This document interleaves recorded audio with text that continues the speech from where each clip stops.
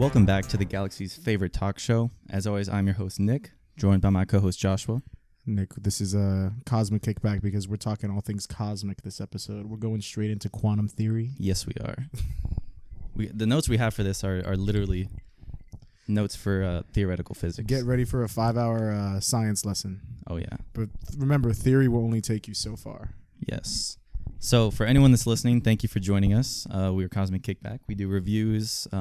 We talk about trailers, movie news, anything that happens in the movieverse. And this whole review could honestly be just as long as the movie. It could if we went crazy. I'm very excited about this. Mm-hmm. We're talking about Christopher Nolan's Oppenheimer.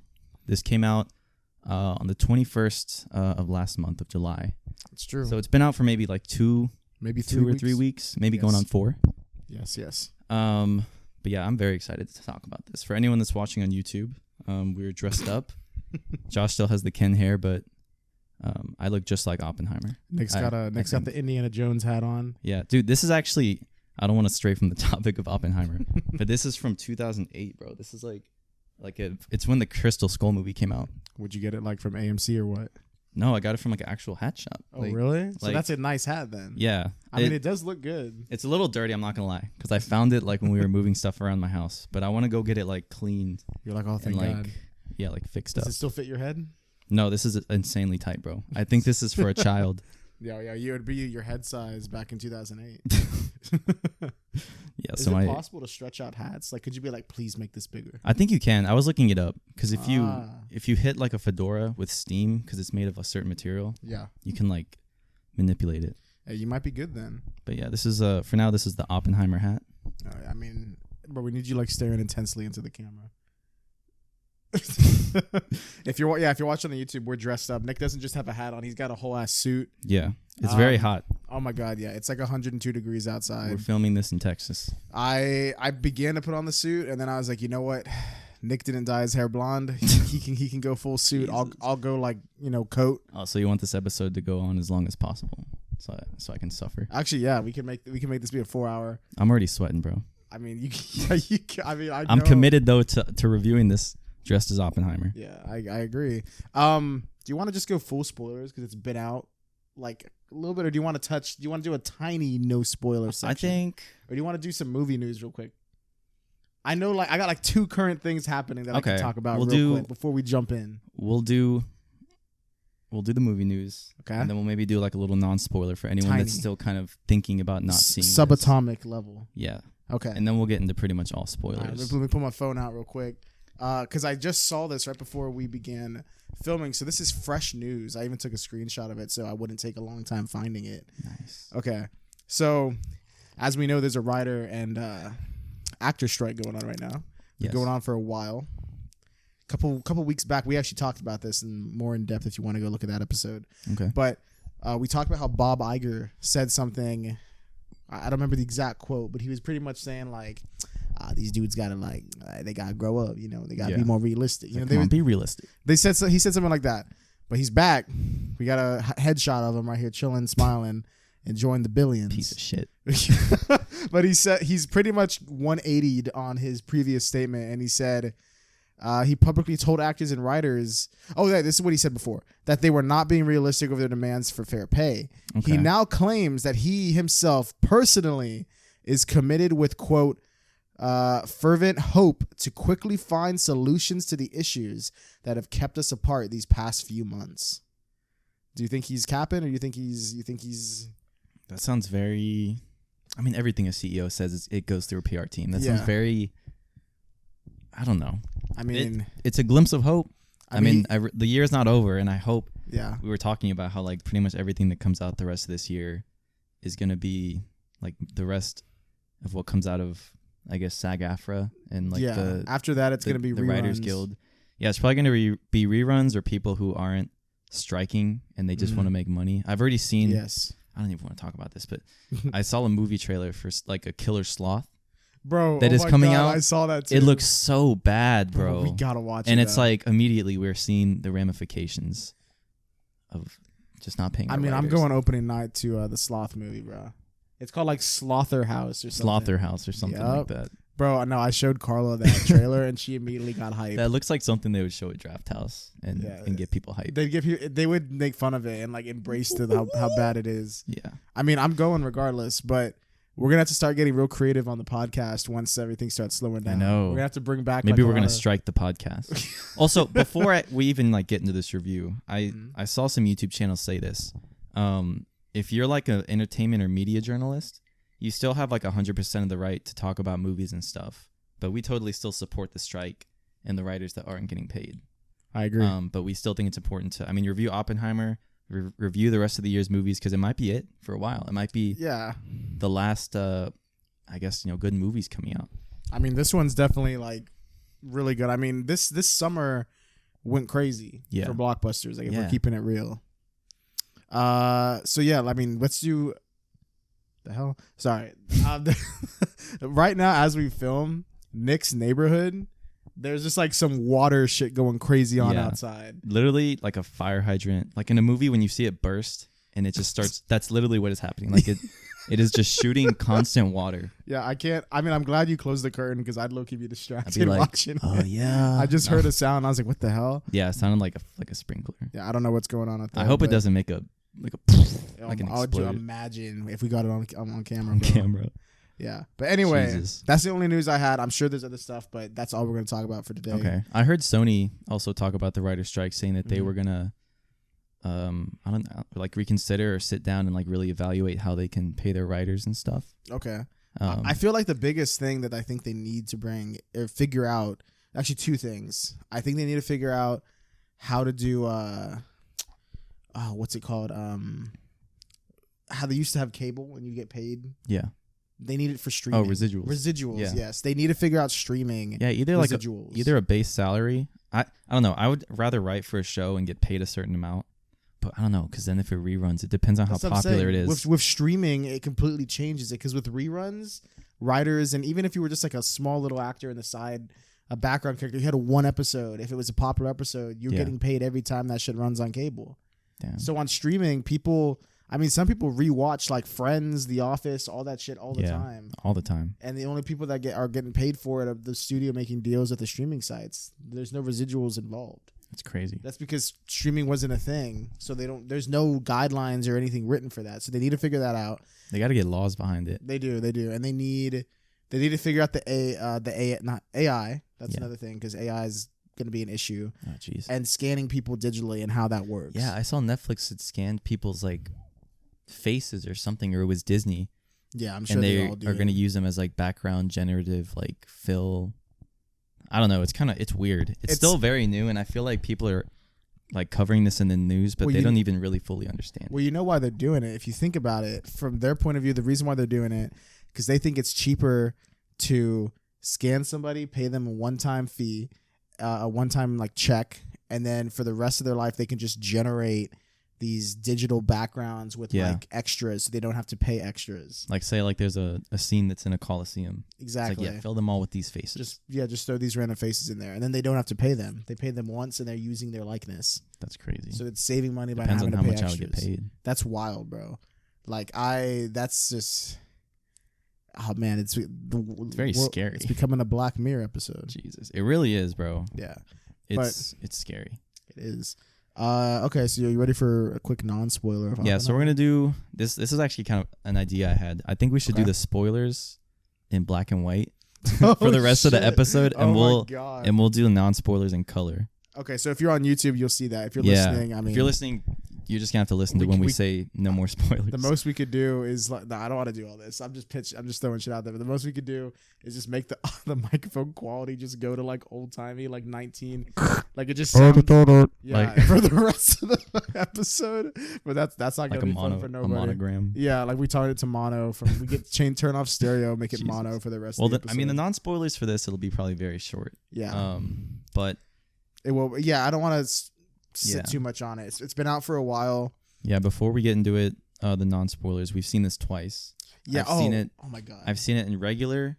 I saw it at Draft House, I think, opening night or like the night after. Mm-hmm. And then I saw it in IMAX 70 millimeter on the 4th at AMC, because only 19 theaters are actually showing in the film. U.S., right? Yeah, in the U.S. There's and, only 30 worldwide. Yeah, and there's one of them here in San Antonio. Yeah, we got which was lucky. Pretty cool. We got real lucky. It's even in our city. Even when I went on the 4th, it was like packed, bro. Yeah, it was a packed theater. So I got a story about this, Nick, that I purposely didn't go into it with you. Okay. But you know what happened. So months back, like I think in June, Okay. or whenever tickets first went on sale, I was like, I found out about 70 millimeter IMAX. Yeah. And I was like, oh shit, we have one here. And I was Yeah. like, I want to do that. So I looked it up, and the seats were already like selling out. Like I couldn't get like in the middle, like 4 from the back, perfect center. Couldn't get the front row. I couldn't get. I could get that one dude sitting front row, but I'm slightly to the left. But this theater is huge, Yeah. so even if you're slightly to the left, it's It's really an IMAX big. screen. Honestly, It's anywhere giant. you sit is fine. Yeah. My only thing is I think the screen will look fine no matter anywhere, but I think I would preferably want to be centered just because of the speakers, Yeah. because it would be like perfectly set up. Yeah. But anyway, so I bought 2 tickets, one for me and one for my girlfriend. Nice. And I was so excited. You know, I was like, okay, we're locked in. And on top of that, it wasn't for opening night Thursday. It was for Friday, so technically opening day. The 21st. 21st, yes. At 10:15 a.m. in the morning. Damn. The first showing of the day. So, and it's because the rest of them were like completely sold out. Yeah. 10 a.m. was viable. And I could have gone, weekend was entirely sold out, every showing. Okay. And Monday, I could have gone Monday or Tuesday, but I did not want to wait through opening weekend. I wanted to see it like as soon as I could. ASAP. So Friday, 10 a.m., got some seats slightly to the left, like, you know, not all the way far left, but, you know, decent. Okay. And oh my God, brother. So we drive there. It's not that far of a drive, you know. No, it's like 25 minutes max. Yeah, I mean, it's longer than like it's. and then parking. Yeah. sucks. You got to park in like a. I had to pay like $20, bro. Jesus. When I got there, actually, they gave us a parking voucher, but it only took like $5 off of it. Yeah, it's annoying. It's. I thought it was for free. I was like, hell yeah. It should have been, yeah. But anyway, so we did the same thing, all that. Okay. We start walking to the theater. There's a long line, and I'm like, damn, like, thank God we got here a little bit early. So we're standing there, and I start to pull up my tickets so I can have them on my phone ready. Yeah. So I pull up the email, I find it, and then I click on it so I can view the QR code or get the ticket or whatever. Yeah. And I can't see it. It like shows that I have it, but I don't see a QR code for it. So I was like, dude, where's my ticket? So I kind of start freaking out a little bit internally while we're slowly inching to the front of the line. And I finally scroll to the very bottom of the page, and I see that they had, and I checked my email again, and I had an email from literally like 30 minutes prior. And it's from them, and they sent me a refund for my ticket. Damn. And I got pissed because I was like, I know I have money. There's no way they like canceled my ticket because I didn't have funds or whatever. Like, why would they give me a refund? I was just so confused. I Yeah. was like, wait, what the fuck's going on? I was pissed because I was so excited for this. I was like 70 millimeter IMAX film. Like, this is the first time I'm ever going to see that. Experience, bro. I'm so excited, and that happens, and I'm like, dude, there's no fucking way. So I immediately get really defeated, and I like step out of line, and my girlfriend comes to me. She's like, oh, what's wrong? What's going on? And I'm just like, bro, I don't think we got tickets. And I'm just like, she's like, what? And I'm telling her, like, dude, yeah, they said they refunded me. And I tried to go back and see if I could rebuy my tickets. Yeah. It was sold out. So I was like, someone must have bought my fucking seats like immediately That's after. fucking crazy. So I was pissed. I was like, dude. So you missed that showing. Oh, yeah, we gonna get to it. It gets even crazier. Jeez. So I'm like, holy shit. I just want to leave. Like, Yeah. I was like, I just want to get out of here as soon as possible. I'm fucking annoyed. And then Carla, she's like, no, like, we need to talk to somebody. Yeah. And I was like, yeah, I guess you're right. So I'm like kind of standing off, like pissed. And then she gets back in line, and then she overhears people talking, and they're talking about the same thing. They're like, what the fuck? They refunded me? And like, I'm like, wait, okay, maybe this isn't just me. Yeah. So I'm like, hang on, like, let's get in line. And as we get closer to the front where everyone's talking to the girl at the front, that's where the line's taking so long. Yeah. Because everyone's saying the same shit to her. And they're all like, wait, my ticket, I have this. I don't know why I got refunded. And so then that's when we find out, as we get closer, we hear the lady working there. She says that their sound system for 70 millimeter is broken. What? Yeah, and they're like, so we can show it the picture, but there's no sound. And they're like, yeah, it broke. We don't know how to fix it. So they were just like, so we refunded everybody. That's why you got a refund. And they're like, yeah, so we're still gonna show the movie. They're like, but we have to show it in digital IMAX, not 70 Man. millimeter. Yeah. So I was like, bro, there's no fucking way. Oh man. It honestly, like, I still saw the movie, but I honestly was kind of like I still enjoyed it, Mhm. but I was just, it's hard to enjoy the movie when the whole time just like, dude, like I should be watching this. So it's still IMAX, right? Digital IMAX. So the difference is it's not film, it's digital. Yeah. So digital, I'm getting about 2K, I think 2K to 4K quality. Yeah. I've heard the IMAX 70 millimeter print is about 12K, and it's like grainy and like it's like, I don't know, it's supposed to be even more immersive. I mean, you saw it. Yeah. So how did it compare to standard for you? I mean, so I never saw it in just standard IMAX. I just Yeah, saw it you at saw Alamo it- Draft House. Yeah, so you Which probably was- saw a digital standard. Yeah, digital standard. And then seeing it in IMAX film, I think it was incredible. I think it made the black and white scenes look so good. You could see like little film grains like speckling across for like a brief like nanosecond, and it Yeah. just made it feel more like a film. Damn. And then IMAX, it was cool too. I want to talk about this later when we talk about IMAX, but Mhm. there's times where the aspect ratio changes. There So are. it's like it's full IMAX, and then it's a close-up shot, so we have the cinematic bars, and it's just like regular. So they intercut it, I guess. Mhm. And I can talk about why. But overall, in IMAX 70 mil, like I think it was probably my first time seeing like a 70 millimeter IMAX film. I'm And sure, it was really good, and I think I heard about them extending it. They did. They extended it twice so far. That's great. So the 'Cause first, I do want to see it again. so you have, I think they extended it to the end of August, so the 31st. So for me, I was kind of defeated. I saw it, but I heard they extended it the first time. They extended it twice, like 2 days ago. Okay. But for the first extension, I immediately hopped on.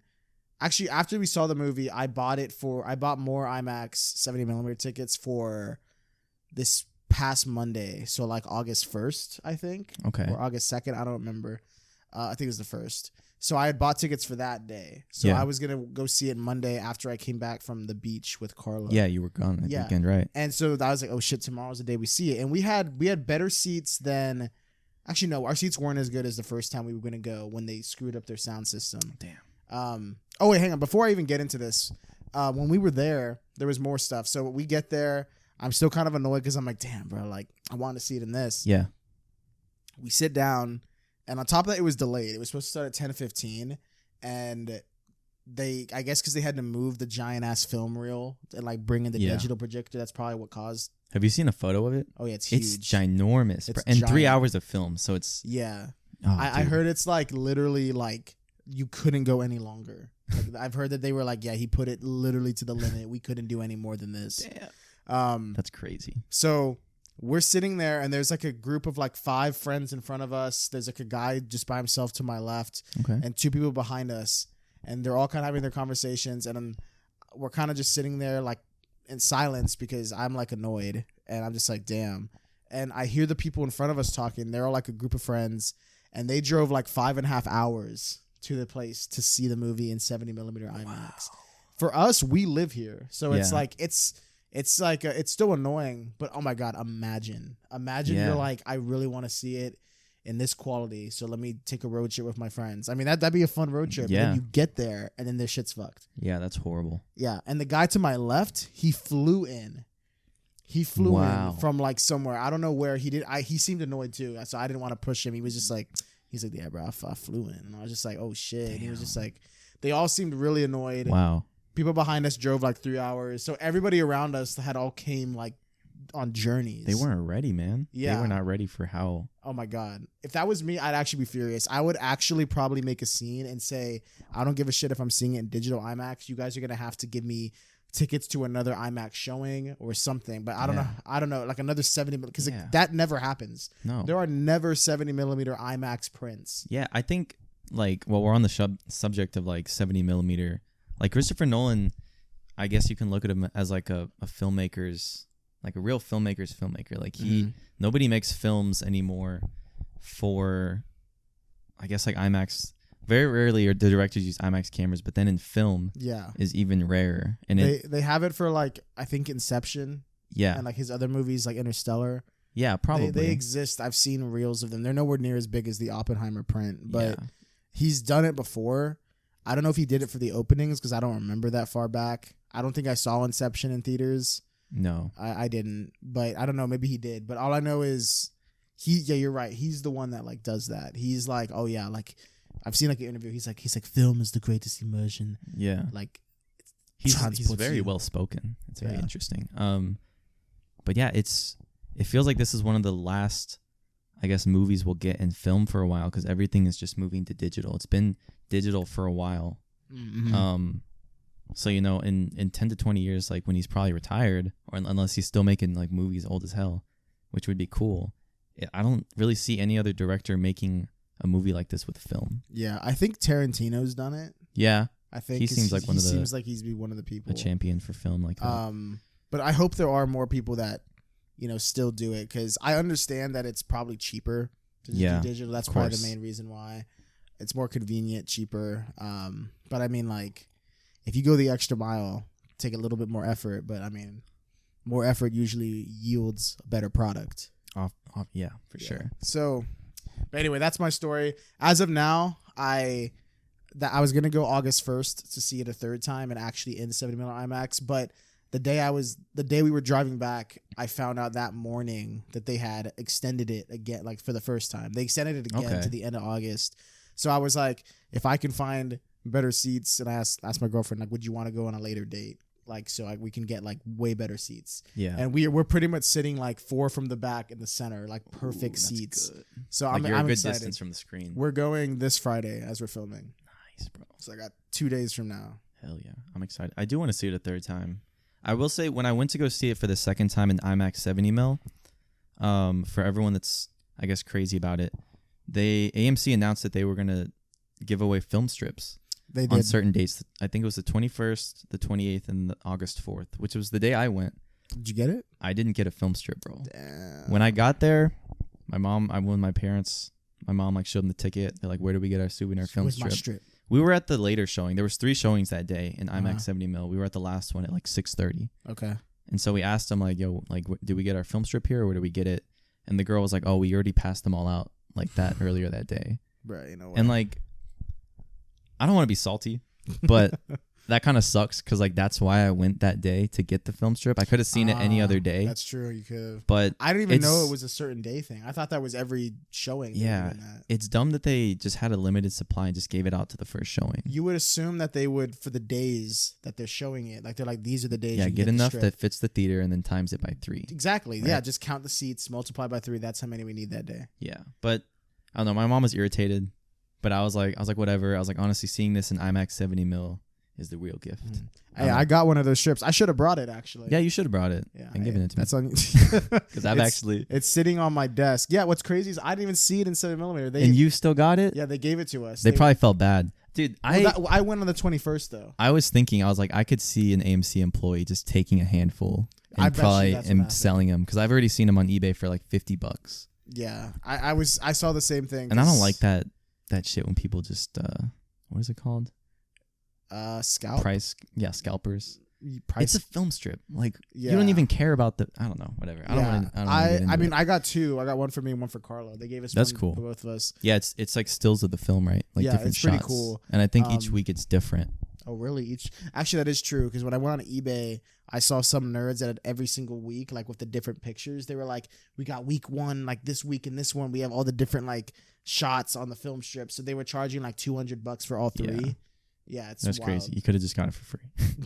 I don't know. I messaged like the customer service. I would have too. And I was like, "Hey, like I didn't get it this day. Do you think like I have my tickets? If I show it to you, could you just like I don't know, give me one or something? Because I'm sure they can make more." Have they wrote back? No, they haven't. I wouldn't be surprised if they do fix that because I feel like they should fix that. That was a very big thing that would get someone to. I mean, I went to the theater that day to get it. Yeah, and I still saw the movie. No problems, no interruptions. It started maybe like 10 or 15 minutes late, but there was nothing that happened. Yeah, there was no trailers because the film literally is the max. Yeah, it's the max. I'm low key kind of scared that my shit gets fucked again. Cause like knowing my luck, bro, I just know I'll go in there like, oh, bro, something's going up, bro. Like, yeah. Oh, if that happens, I'm not watching it again in digital. I'm gonna say, yo, give me like tickets to like what are the, because they just extended it again. Mm-hmm. And I did briefly look at those, and they're not as sold out. It's because like all the big film heads have seen it. The Like, cinephiles. yeah, the cinephiles have seen it already. So these next couple weeks, if y'all are close to one, I would say try and go in 70mm IMAX before it like ends its run. It got extended to the end of the month. I briefly looked at them like for the 22nd and like onward. You know, they're all very good seats. For some reason, there was one where there was only like one seat bought in the center. Like he got a really good seat, but then somebody had bought like in the front, like right. And I was like, why'd they buy the front right? Like they're not even front middle. Yeah, I don't know. These dudes. Weirdo. But anyway, that's my story. That's crazy, dude. Yeah, it sucks. I mean, I thought AMC would have their shit together. Yeah, they weren't ready for the Oppenheimer. I honestly don't. I mean, thinking on it, I bet you there are employees there that never even like seen film. They're probably like, oh shit. I heard a lot of these places had to like fly in like film experts like that that don't work there normally. Projectionists and stuff. Yeah, exactly, because they don't know how to set it up. That's crazy. So, I mean, bro, fingers crossed. Like, hopefully this Friday for me, I get to see it. I'll report back afterwards on the next episode. If you've seen it. Yeah, I'll let you know if they fixed it or not. Yeah, I think you should definitely go see it. It's great, dude. Yeah. Anyway, that's not even the non-spoiler. I know, yeah. That is just getting to the theater, like your experience. Yeah. So what can you say non-spoilers? I mean, this happened in real life. Yeah, so, this is history. Yeah, this could be spoiled for you if you know. If y'all didn't know, Nagasaki and Hiroshima got bombed. You spoiled it. Sorry. Our one listener in Japan is like, what? Dun, dun, dun. Yeah. Man. So okay, non-spoilers. The first time I saw this movie, I was I don't know, man. My head was spinning. Okay. The editing in it for the first time was so much information, and it was so rapid fire because Nolan, he cuts up the film from different perspectives, and it kind of just jumps back and forth. And I don't know if you've ever seen The Social Network. I have not. It's very similar to this one. It takes place with like our main character, Mark Zuckerberg, and he's in a court, and he's at a trial hearing. Mm-hmm. And so they're asking him about these things about his life, and it just cuts back to like his perspective and stuff. Okay. And that is mainly where the film of Oppenheimer is told. It's all, I actually didn't know this, but the script is entirely from Oppenheimer's, like, it's first person. Yeah. I heard about that. The screenplay is written in first person, and they actually are selling it on Amazon. I saw one of my friends already has the book of it. Oh, damn. It's cool. Wait, like the book it's based on, or the screenplay? Oh, the screenplay. Oh, it's damn, a book. That's cool. Yeah. Hey, bro, you got a cop. But yeah, the film was great. I think the cinematography was probably some of the best like I've seen all year. And the cinematographer, I don't know other names or movies he's worked on, but his name is Hoyt van Hoytema. Mm-hmm. I think he may have worked on Blade Runner. And maybe on Midsommar, like with Ari Aster. This dude's in everything. And he's locked in. But the cinematography, it was great. After seeing it for a second time, I can appreciate how it was edited because I had so much more context, and I could get a second listen at what the characters were saying. Because I was gonna say, I 100% think this is a movie that goes even harder the second time. Yeah, like I've heard it from 3 different people now. Yeah, because Carla, when we first saw it, she was gonna give it like a 7. Okay, she was like, I mean, I liked it. She's like, it was clearly a well-made like film. She's like, but I just found it so hard to follow. Yeah, but after like knowing where it goes, how the story is told, like, you know, if like you said, with the jumping the time and the perspectives, knowing all that, when we saw it a second time with my parents, she was like, oh my God, like this time, like I thought it was so much better. Like I knew where it was going. I understood it. Yeah. And she's like, it honestly for me is like a perfect movie. She gave it like a 5 out of 5. Damn. And she was like, yeah, like this went so hard, like with the second watch. And then another one of my friends, when they first saw it, they thought it was like a 4 out of 5. Like they're like, yeah, it was fun, but like I'm not gonna lie, it's kind of hard to follow.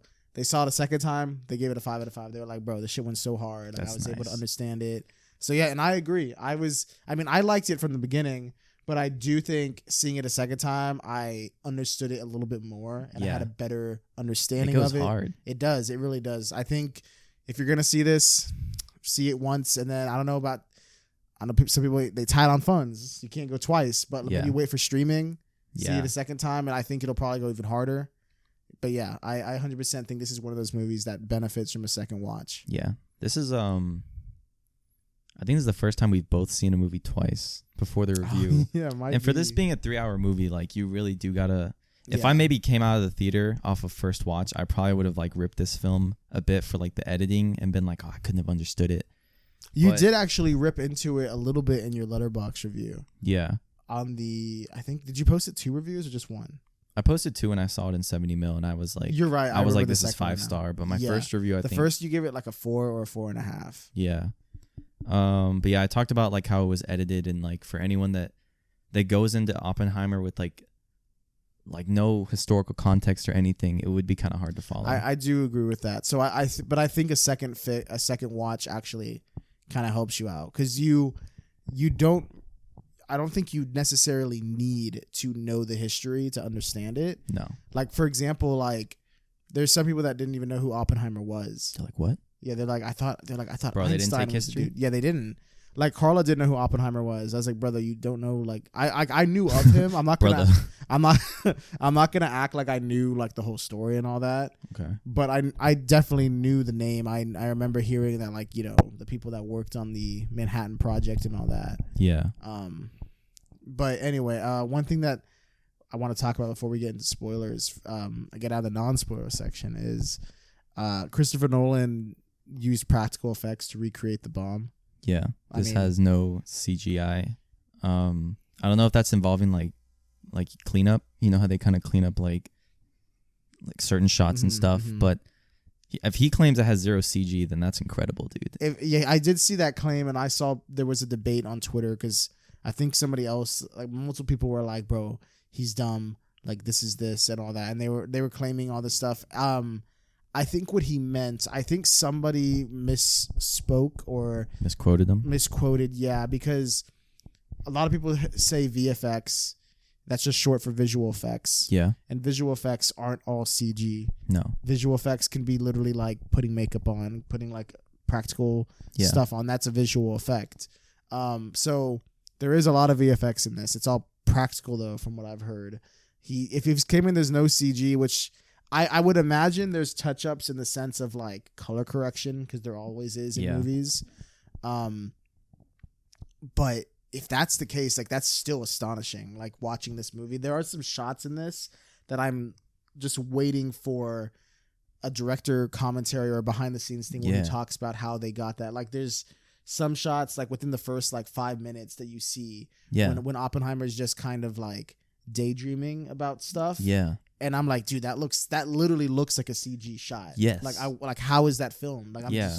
I'm sure he used like Miniatures or miniatures, like lights reflecting things, like I stop don't- motion something. there was definitely a lot of camera tricks used for Yeah. a lot of this, which I appreciate. Yeah, it is really impressive. Yeah, like you said early on, there's a part in this movie, which this isn't really spoilers, where Oppenheimer is, like you said, theorizing and thinking about physics, and it is really cool. I saw one behind the scenes where I think they had marbles or something, and they Mhm. had them like tied to strings, and that's how they got that. It kind of looks like an atom that's like, Oh, like I see. spinning, and you know? and they like what did they use like yeah. I Yeah. forgot- yeah, I And know what you're I talking forget his name, dude. But Christopher Nolan's special effects director, he was saying like every day it was kind of like a new task because Nolan came to him and was like, I don't want any CG in this, and so he had to sit down and think, how am I gonna show what it looks like to be in like a physicist's mind, which is using like practical effects. I think it definitely looks really cool. It is really cool, and it makes it.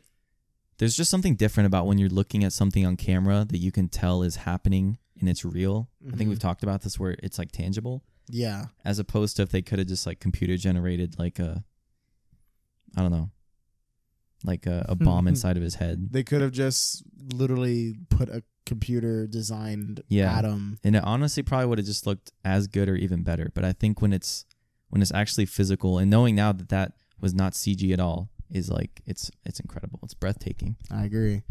It's wild. So The music oh in my this. God, yeah, the score is really good. Yeah, we can talk about this way more in spoilers, but Yeah. Ludwig Göransson, he worked with Nolan, I think, in Dunkirk. and in Tenet. And Tenet too. Yeah, and he's also worked on other movies. He works on Wakanda Black Forever. Panther. Yeah, Black Panther.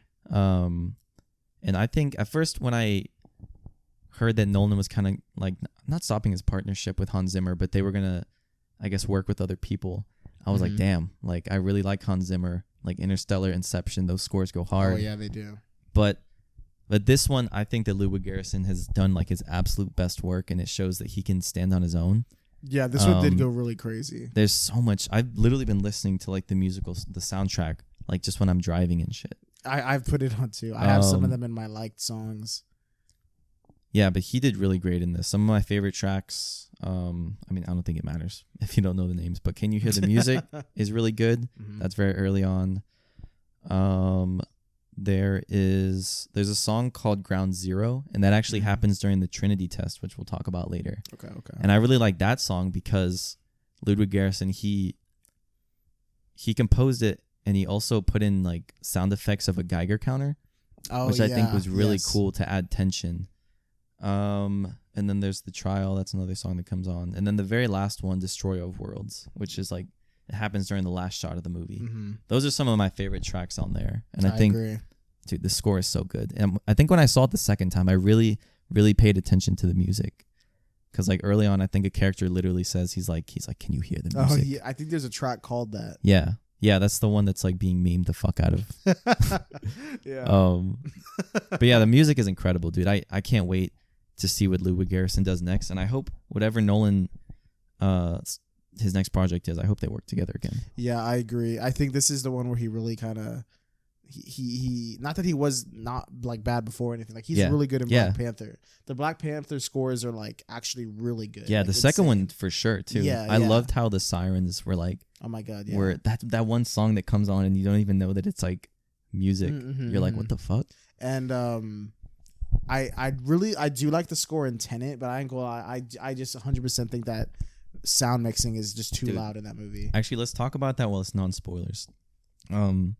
Finish what you're saying, and then we can talk about like the volume of it. Okay. Oh yeah, that's something we could talk about. I was just gonna say, Tenet. I think it's his lowest rated movie. I've seen Tenet 2 times. I've seen it once. I should have seen it. You need to see it twice. I should have seen it twice, bro. Because that one 100% like it's so hard to follow. Yeah, literally shit is like happening in reverse. There's actually a cool scene in that where there's a scene that's happening in reverse, and we see it from another character's perspective. And like to him, he's doing everything forwards. It's so cool. It's when he's. I don't want to spoil it. Yeah, that movie's really cool. But it needs a second watch, and I don't like to say this because I like to watch movies the way they were intended. Yeah. And sadly, for the people that I guess are hearing impaired or whatever, most of the time it's not intended with subtitles. Yeah. For me, I like to not watch things with subtitles because a lot of times it blocks off the screen. Yeah. And it kind of like takes away from like the shot. A lot of times, like if I'm looking at like a shot that's supposed to be cinematic, and then it just says like suspenseful music at the bottom or something like that, I'm just like, brother, get this shit off the screen. Maybe movies should have like subtitles, but not audio description. But I don't know. Like, but that makes it inaccessible. Well, exactly, and I think it's fine to have them. I'm not saying get rid of them. Yeah. If you need them, like I get it. I do think they do have showings that have subtitles. Like they have those for people that need that. But I like to like watch it as intended. What I was gonna say though is Tenet is the one exception.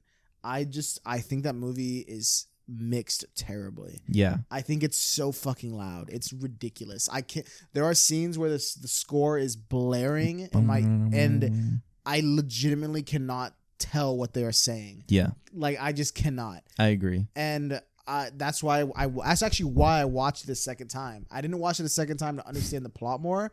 I watched it because I missed like 80%. You watched it with subtitles. I did. I turned on the subtitles and I watched it, and I was like, "Holy shit! Like that makes sense now." Like bruh. It was. Oh my god! It was so much better with subtitles on. Yeah, I agree with you. I think I had only seen Tenet once, and I was kind of worried going into Oppenheimer because I was like, dude, this movie's based on like an atomic bomb. Yeah. I was like, I hope the sound mixing isn't as bad as Tenet was, because Tenet, there's literally a scene where they're having a conversation about the machine and what it does, and like I could not understand anything, bro. And when you're watching Nolan, like of course seeing it a second time adds so much more context. But for the first time, like I got out of that movie with my mom and I was like, we need to see that again. I was like, I missed so much dialogue and stuff. I agree. But I can confidently say with Oppenheimer, that problem doesn't happen. I think the sound is mixed well. I think it's also because the music isn't as synthy as Tenet was. That's true. It's all kind of based off of like a violin, and that kind of carries the score. And I don't think there's any. Are drums percussion? Yeah. There's no drums or like percussion or anything besides like the stomping of the feet that we hear a couple of times throughout the movie. That scene. Oh my god. Yeah, that was so good. We can talk about that. This movie was memed a lot before going into people were like, is bro, this like, non-spoilers memes? I mean, I guess it is. well, it was because leading up to the movie. There were people talking about how they're like, oh, this is me like watching Oppenheimer, like whenever the bomb goes off, and it was just like a loud ass explosion, like fire, like people thought he dropped a real bomb. Dropped the bomb. And but yeah, man, I was worried too. I thought it was gonna be, and it is loud. I will say that. Oh yeah. Like this, but the sound. I actually think the sound mixing, it's 100% going to get nominated for an award. The sound mixing in this is absolutely insane. And it's not, I could hear the dialogue as well with the score, so that's amazing. And then watching it a second time, it's not like I could just hear what they were saying, I could understand it. I was like, oh, this is what that means. When I first, we could talk about this in spoilers, but there's a scene where Casey Affleck comes up, and I think it's the only scene that he is in. When I saw it for the first time, I didn't exactly pick up on what was happening, but like after watching it again, I was like, oh, I was like, damn, like that shit was scary, dude. I think I know what you're talking about, and I think I'm ready to get into spoilers. I think we've touched on most things. We've talked about movie news. We talked about our theater experience. I'm sorry that happened to you. Oh God, I thought that you were gonna tell me the projector went out and you had to wait. But that story's even worse. Yeah, I didn't even get to see it. Like they pretty much fucked you over. Yeah, like if I didn't live here, if I was one of those people that flew in or drove. What if you drove from Dallas or something, bro? Yeah, I think there is one in Dallas actually. There's another. Oh, really? There's another IMAX 70mm screen. Yeah, but no, yeah, these guys said they lived on the border of Texas and Arkansas. That you were gonna say the Mexico border. I was like, damn, bro, they came from like Brownsville, like El Paso. Imagine driving from El Paso, bro. That's like a 7-hour drive. Yeah, they said it was like a 5.5, 6 hour drive. So like, yeah, it's. I mean, if that was me, I'd 100%. I would need some sort of compensation. I would have offered them. I would have been like, come stay with me. We shall see Oppenheimer together. I see what I would have said is I'd be like, yo, I don't give a shit like how late y'all gotta work here. You guys are going to show that movie. Once this shit's fixed, you're showing it again. Add another showing tonight for all the people that got fucked over. Once that shit's fixed. Once it's fixed. Because, like, let's say there was the last show in the day is at 6 or 7. Yeah. I would be like, nah, bro. You're showing another one at 9 or 10. I don't give a fuck how late I got to stay. You guys are adding a showtime for all the people that didn't get to see it. Yeah. I don't know. I'd be mad. I don't know what they did. I hope eventually they got to see it. I don't know what they're going to do. But I know. If y'all are somehow listening, man, I feel for y'all. That's horrible. I mean, apparently it's happened to a lot of people. Yeah. I've seen not a couple just our clips. theater, right? Yeah, not just ours. I've seen people online talking about how, like, I saw one where they said half the screen was like pink for some reason, like discolored pink. And then the other one, they made a meme about it saying, like, I truly got the Barbenheimer experience. And some people said, like, the sound cut off or the sound was out of sync with the film. Oh, jeez. Like, just so many things like that are just like, yeah, I actually think I would rather wait than to see it out of sync. Yeah. That's so irritating. Dude, you saying all this now, it makes me feel very grateful because like I said, my screening there was no sound interruptions. Maybe it started like a little late. But there was like no audio like getting fucked up. There was no screen like flicker. Mm-hmm. Like it was a smooth experience. And I think that's why seeing it the second time, I was like, dude, like this, like it's an experience. It's a 3-hour movie. You sit down, you don't move for 3 hours maybe. I actually didn't get up during the second screening. As you shouldn't. I wanted to get up and get a drink, and I like left the bar because I was like, bro, this shit ain't still like started yet. So I went to the bar and I was trying to order like a drink, but like some lady was tweaking. And so I went back. I was like, fuck this. It's not worth the wait. I agree. And I came back and like the movie had already started and it like lit up the whole, like it's crazy. It's wild when you sit down to see an IMAX movie and you're like, damn, like this is a big screen. Oh yeah, and even more when it turns on. Yeah, and I you're think like, oh wow. when you watch IMAX movies, it has more vertical space, and I think it's like 40. You can see 40% more picture. Yeah, so that's almost like twice the amount of picture, bro. That's crazy. That's insane. Yeah, I can't wait to see it in 2 days. Hope I'm just crossing my fingers. Yeah, Hopefully they don't screw shit up again. You'll be good, bro. All right, Nick. That brings us to spoilers. Yeah, I think I'm ready to talk spoilers now. I mean, we've talked. What can we spoil, Nick? I mean, you can say that this is history, but for anyone that hasn't seen or is like familiar, thinking like, wait, what? That is true. Yeah. Oppenheimer died. I mean, okay. Well, one thing. I mean, how far can we even get in spoilers? I mean. Oh, so we're getting straight. I mean, I'm ready to get in spoilers. I feel like, yeah. Right. I mean, anyone that's watching, this is in black and white now. That's true. Yeah. This is all. And if you're listening, it sounds exactly the same. Also, I didn't mention this when we first started, but we've been drinking on a cocktail. Actually, I don't want to say what it is. I want you to guess what it is. Okay, let me take another sip. Well, I mean, there's a cherry in it. Okay. So, it's like a very popular cocktail. Really? You can go into a bar and just be like, yeah, like give me this. Is this an old fashioned? No. You're trying it like an old. It's prevalent to the movie. Think about it. Is this an Oppenheimer? No, okay. No. It's a Sloppenheimer. Well, there's definitely like whiskey or bourbon in this. Yeah, it has bourbon. And there's a cherry. It has a vermouth too. Vermouth, what's that? It's like a liquor, but it's like sweet. Okay. What's it called? It's a Manhattan. Ah, that makes sense. Okay. It's very on theme. Well, it's better than the drinks you mixed for the holiday episode a couple years back. Dude, I wish we had a video of me preparing this, but my dad has a cocktail book, so I just followed it to the T, and this is supposed to be a perfect Manhattan. Well, it tastes better. Like it's better than anything else you've made. Dude, the other thing, I mean, you should have looked something up for that, bro. I could tell you just guessed with that one. Damn. Excuse me. That was... Dude said, yeah, it's good. Seven said, it's strong. I think that drink that we had for that holiday special was straight up eggnog in Crown Royale. It wasn't even brandy? You should have put brandy in it. No, I think you're right. Good. It was Crown Royale. I don't know, man. Milk and alcohol just doesn't seem to go together, bro. I mean, it can. If like a White Russian. If you use a sweet liqueur or a sweeter alcohol. Yeah. Like Bailey's. Okay. Bailey's and like something I could see that working. You should have mixed the eggnog with Bailey's, or if you really had to use brown liquor, brandy, because brandy's a sweeter one. It still would have been harder, but it still has a hint of sweetness. Okay. Anyway, I don't know why we're talking about this. I just wanted to flex. Yeah. The cocktail, but yeah. So if anyone is listening, we're getting into spoiler territory. Yeah. So Oppenheimer has sex in this. Yeah, that's like the only thing you could spoil. No, I'm kidding. Yeah, honestly. But he catches the Sloppenheimer.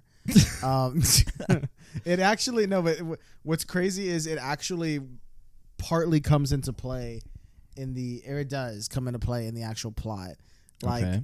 Well, I wanted to talk to you about it because in your review, where the only nitpick you had with this, was with the sex scene, correct? Yes. You wanna go into that a little bit? I wanted to see what your when I first saw it, of course my mind is like, man, this editing's all over the place. Okay. And now we have this very like auteur. I felt like a misplaced like sex scene. Okay. And the scene, Oppenheimer's getting interrogated. You know, this whole thing, it jumps between Lewis Strauss's trial hearing and Oppenheimer having like a private like court hearing in front of like a board. And this, do you have glasses? Josh just pulled glasses out of his jacket. I kept bumping something hard and I was like, what the hell is this? And I found some sunglasses that I've been looking for like before Rockport. I went to Rockport and I was like, where the fuck are my knockoff aviators? They were in the jacket. They were in this thing, bro. That's crazy. Anyway, continue, Nick. Yeah, so the movie, it bounces between Oppenheimer's like court hearing and Strauss's court hearing, and they're both trying to get their security clearance to oversee like future projects of weapons of mass destruction. But the sex scene, I felt like it was out of place just because of like, it just took me out of it. Oppenheimer's there getting interrogated, and they're asking him about his connections to Jean Tadlock, which is Florence Pugh's character. So wait, you're saying, so not the You're not talking about the first sex scene. No, Or the I'm talking you're about talking this. about the one where it's like, He's in the courtroom. yeah, And Kitty's like looking. and she's just like riding my boy. Yeah, like, yeah. Okay, so you thought that one was? I out of thought that place. felt very like awkward and out of place. Okay. On the second rewatch, it kind of hit different. I was like, Gene and Oppenheimer, like they had this thing before he got married. But of course his wife still thinks this probably like kills her inside. Yeah, I think it's supposed to be like, I mean, obviously, I think it's supposed to be like from Kitty, his wife. Yeah. Like she's like looking at him, and when they're talking about that, all she can see is like him with her. Yeah. So like I think it is very like visually like in your face, and like Yeah. Jesus, like I'm pretty sure you can see my boy Cillian Murphy's nuts in that scene. Yeah. Like that wasn't Oppenheimer's Yeah, perspective. They weren't asking him you're about like, yeah. Gene, and he was like, "Yeah, I laid the pipe." Like, but I don't know that. Seeing it the second time, I was like, okay, whatever. It's a very brief scene and a very longer, much bigger story. Mm-hmm. But when I first saw it, it kind of took me out of it. Just because I even thought, I was like, man, that must have been awkward to film. But I was like, anyways. And then I had to get back locked in. But Okay, yeah, I can see. yeah, to me, I can really even recall a sex scene that Nolan has directed in his past movies. Yeah, I was I gonna think say I don't That was remember. maybe his.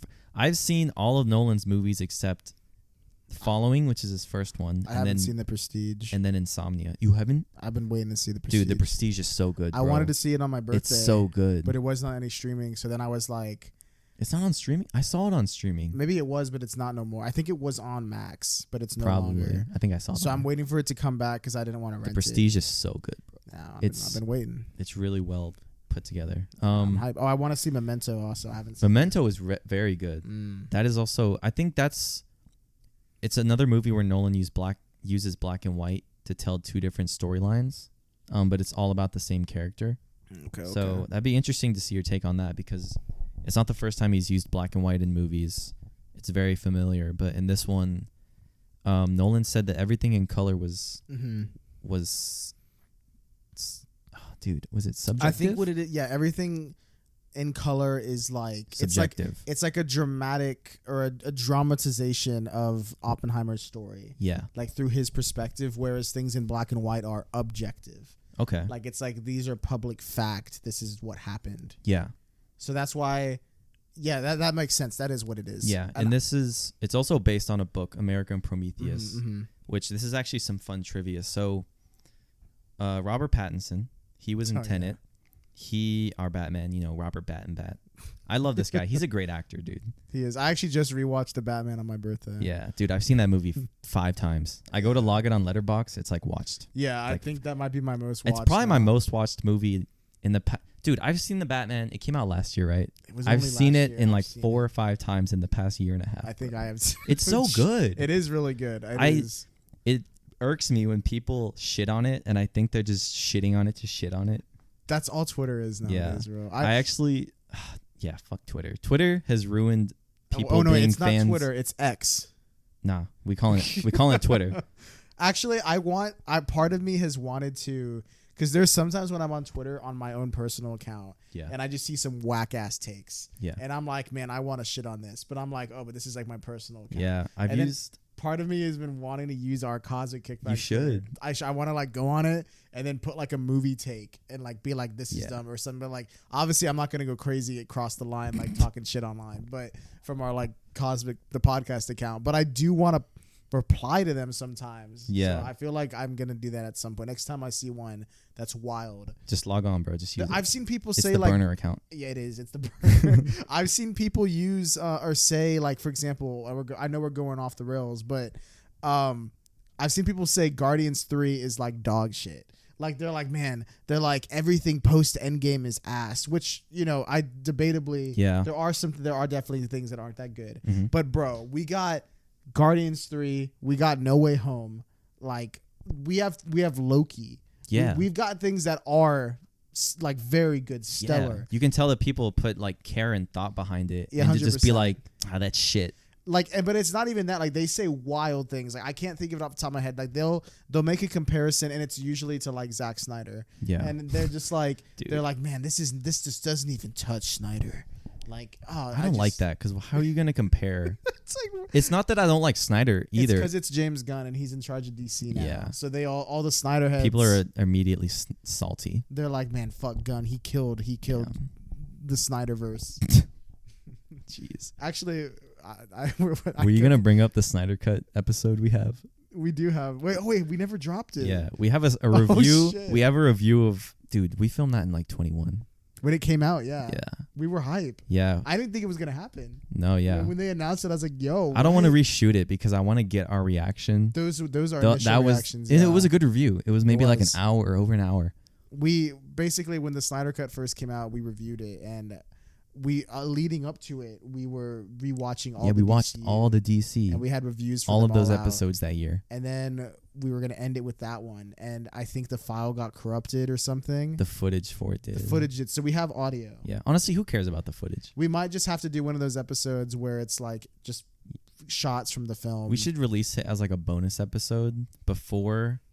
What's the last movie? DCU movie that comes Aquaman? out. Aquaman. Hey, bro, Blue Beetle's about to come out. I heard that got pushed back. Did it get pushed back? Aquaman, dude. Oh. Aquaman, Craven, That's fucking crazy. Spider-Verse got pushed back a lot.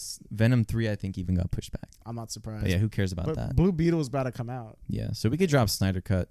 We could. We could drop it this year. We could This do is- it right before Blue Beetle Yeah, or after. it'd I be don't know. poetic.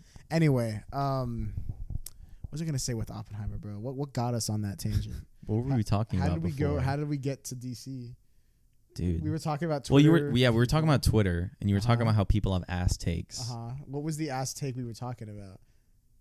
I mean, you were saying that people online were like, They were shitting on something, but I don't know how we got. people to just that. bash on movies to bash on it, I guess. Yeah. I said Oh, that well- people. I said that Twitter has ruined people being a fan of movies I think because it everyone's has. got their own take. What I was gonna say, I like just going back and just forgetting that tangent. So I actually have a similar gripe with Oppenheimer with the sex scene. Okay, So, but mine's different. That's why I wanted to talk I about it. didn't with think you. it was enough. No, I wanted more titties. yeah. No. In India, it got I did. censored. It got- I saw it on Twitter, and I was like, "Oh, Florence Pugh," and I was like, "Why is she wearing a dress, like sitting down in a seat?" But Yeah. that was edited on top of her because India. I don't know. I guess That's so India- weird. It was edited for that in India, but I don't know. I would think that Are like Middle Oppenheimer's- Eastern countries would be more. Yeah. I mean, is Oppenheimer's dick still out or his nuts? I don't know. I Did wasn't they even cover looking. him? I noticed them, bro.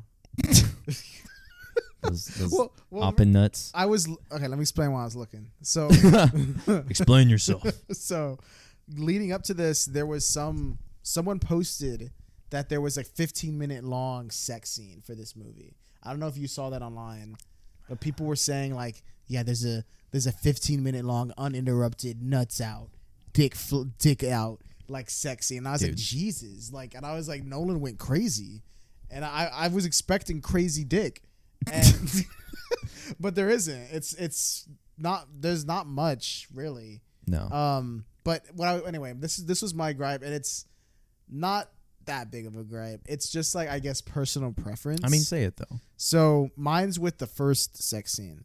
Yeah. So he meets what's her name? Jean Tadlock. Yeah. Let me pull up the cast. Okay. Because we'll talk about that in spoilers. Because if we're gonna review this, I even have a photo pulled up of the timeline that we can go Okay. through. So he meets her at a party, and it cuts to them having sex afterwards. I guess after they're doing some flirting. Yeah. And like mid-stroke, she just like hops off, Yeah. and she goes and looks at his books. Mhm. And I understand that, like, I understand what the scene's like trying to show, but like I thought it was just done kind of oddly. So I knew of Oppenheimer previously because I knew about him quoting from a book of Sanskrit, and he quotes from a story that's about. I'd seen the clip. There's an actual video of the real Oppenheimer out there talking about it. Yeah, I've seen the clip as well. And I think they actually used the real audio midway through the movie whenever the bomb goes off. But he says, "Now I am become death, destroyer of worlds," and it's a quote from the Sanskrit. And in the movie, before that part happens where the bomb explodes, I actually really like that part. I like how, to jump ahead, whenever they do the Trinity test and it like is all quiet, and then like right before you hear the sound of the explosion, it's all quiet, and he says like, "Now it has." I think it's the actual Oppenheimer's voice. I think that part is him. Yeah. And it's the quote where he says that. I thought it was just an odd choice. Why, like mid pipe, was he like? She's like, "Oh, read this," and he's like, Yeah. Then she's now, writing him. Now I am become death. That destroyer of that did words." seem very weird to I me thought as it was a well. little odd. I was like, okay, I feel like there could have been other ways to like show the Sanskrit book or whatever. They didn't even really need to do it, honestly. Like Yeah. I don't think you needed to show the Sanskrit. You didn't need to show. If you wanted to show that it was quoted from that, there are other ways to do it. Like he could have had the book like in his like at the school, like when he's a professor, one of the other professors comes in and was like, "Oh, what is this? Like, what are you reading?" Yeah. And like he, they could have done it that, they didn't have to do it during the sex scene. I just thought it was an odd choice. And I remember thinking, like, I don't know. I felt like it might have slightly lessened the impact whenever he actually says it later on Yeah. before the bomb. Because we hear it twice now Yeah. because of that. And I thought if we only heard it once during that like peak moment, it might be better. I don't know. I still think the movie's a 5 out of 5. Yeah. It's not like that big of a gripe to make me be like, nah, bro, this shit's like a 4. Yeah. Like, it's just, I guess, personal preference, maybe. Okay. But that was the only thing throughout the whole movie that I really had any sort of grimace with. Grimace. Is grimace a word? Yes. Hey, grimace, bro. From the grimace shake. We should have tried the grimace We shake. should have done that for the first time. We should have made a TikTok with That would have been incredible. Have you seen the TikTok memes? Yes. We should have made one. Jesus. What we should have done is we should have. This would have taken a lot of cleaning, but we should have done one where it's like welcome back to Cosmic Kickback, and it like looks like a normal like episode, and we're trying the grimace shake, and then we just like try it, and we're just like, I ain't that bad, and then like it cuts, and we like moved the couch out to like Nowhere. some middle of nowhere place, and then we're just like slunched over the couch. The couch is fucking dirty. It's like floating down a river. We're like. We should have. I will say, I regret not cashing in on the Grimace hype because it was such a dumb fucking trend, bro. Hey, it'll come back? Why is it always McDonald's? They had the Travis Scott shit too. I don't know. We did one. Didn't they though. have a sweetie meal? Yeah, we did do that. There was no meme for that though. Yeah, who cares about sweetie? Anyway, let's get back to Oppenheimer. Yeah. Anyways, there's gonna be multiple tangents. That's what makes it the podcast. So talking about Oppenheimer, let's go through the timeline of everything that happens. Okay, Nick, you go in. And I would like to point out when the movie starts out, there's 2 title cards that come up. One of them is Fission. Which, Okay. Oh yeah. Yeah, one of them is Fission, which is it's in black and white, and this is all of Lewis Strauss, which is Robert Downey Jr.'s character. Which, by the way, he does an incredible job, dude. Yeah, he goes hard. He goes absolutely hard. Because for the past 10 years, I've seen him really only as Iron Man and a couple of other movies he's been. But it feels like in this movie, not only like physically he looks different, but he's acting so different. He's trying very hard to put off this character. So Lewis Strauss is part of the movie, which is in black and white. It's called Fission. And the definition of that is it's the act of splitting 2 properties apart. I remember that from class, my brother. Yeah. I'm not even gonna lie. I remember It's in the notes. Wait, really? I remember when I watched it, I saw Fission. I was like, Fission. And I was like, was that when they split? And then I was, but I didn't. I was gonna like lean to Carl and be like, hey, that's when they split. And like, like. So then, that's when. Yeah, but then I was like, oh shit, I might be wrong. I don't remember. But Well, I'm glad. you're right. I'm glad you confirmed it. And then the other part of the movie, which is in color, and this is Oppenheimer at his security clearance hearing. It's called Fusion. And of course, that's fusing two properties or matters together. And I think that plays really well in the movie. Oppenheimer and Strauss later go from like friends to enemies. It's almost like two properties trying to be put together in something, and it eventually causes an explosion. So I really like that, and I think seeing it a second time, that put more context. It hit different. Okay. I actually like that. Yeah, but starting off the movie, we're with Oppenheimer. He is at a court hearing for a security clearance so he can continue to work on at Los Alamos for projects of, he made the bomb, and now he wants to oversee future projects to make sure that, I guess, the military and the U.S. doesn't make something that they can't handle. So early on in the movie, hold on, let me find my timeline. I'm so sorry.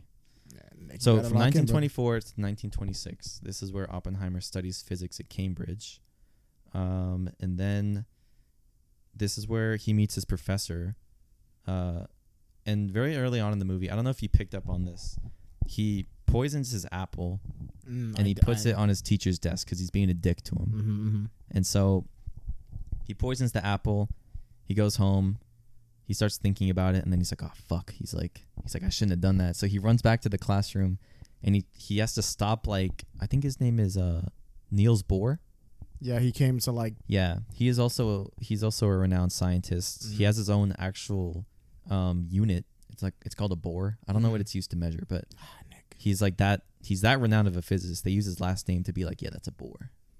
But he almost eats the apple, and Oppenheimer like slaps that out of his hand, and he's like, "Oh, like wormhole or whatever." Yeah, there's a wormhole. Yeah. So when that scene happened, the first time I saw it, I was like, "Damn." I was like, "This guy's kind of salty. His teacher's like a dick."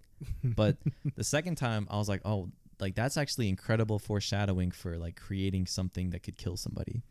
Like he went from making an apple that was poisoned to kill one person to eventually having a hand in creating a bomb that could kill millions. And it's interesting because and it's also called the Manhattan Project, and Manhattan is known as the Big Apple. Yeah. Oh, dude, that is a good one. You gotta think. Yo, he bro, dropped the mic, bro. That was good. That was good. I'm telling you.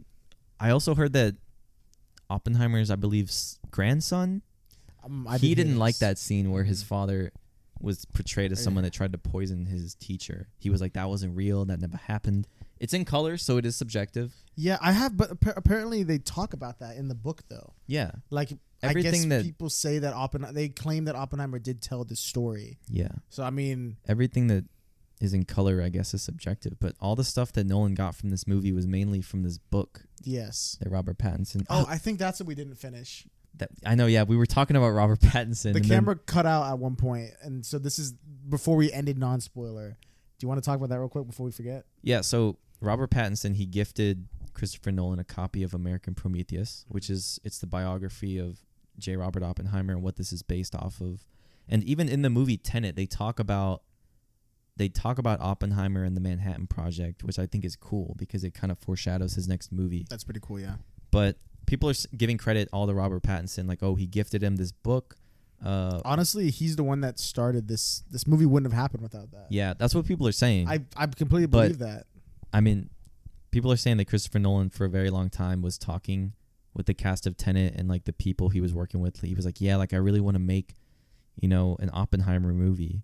And so I don't want to give all the credit to Robert Pattinson. It's cool he gave him the book, but I think him giving him the book was like the catalyst that really put him on the path to be like, all right, I'm going to make this movie. Yeah, because like... And I thought that was just an interesting fact. And I think they asked him why didn't he cast Pattinson in a role? Yeah, he was probably busy. He was, yeah. He said, come on, dude. He's doing the Batman. He's doing the Batman too.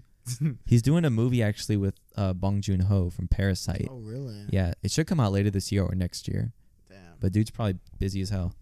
Yeah, he's locked in. Yeah. That's what we were talking about. That's what we were talking about. We talked about Robert Pattinson, and then we talked about the Batman, and then Twitter, and then we talked about fucking trolls. Man, there you go. But no, yeah. Ah, damn, crazy. All right, Nick, continue your timeline. Yeah. So when he's at school, Niels Bohr, he tells him like you really got to like listen to the music, and there's a whole sequence that happens with the song "Can You Hear the Music," and it shows Oppenheimer. He's going to art museums, he's reading books. We see him there's one shot where he's in his bedroom and you see him like look up into the corner and there's like a visualization of his mind.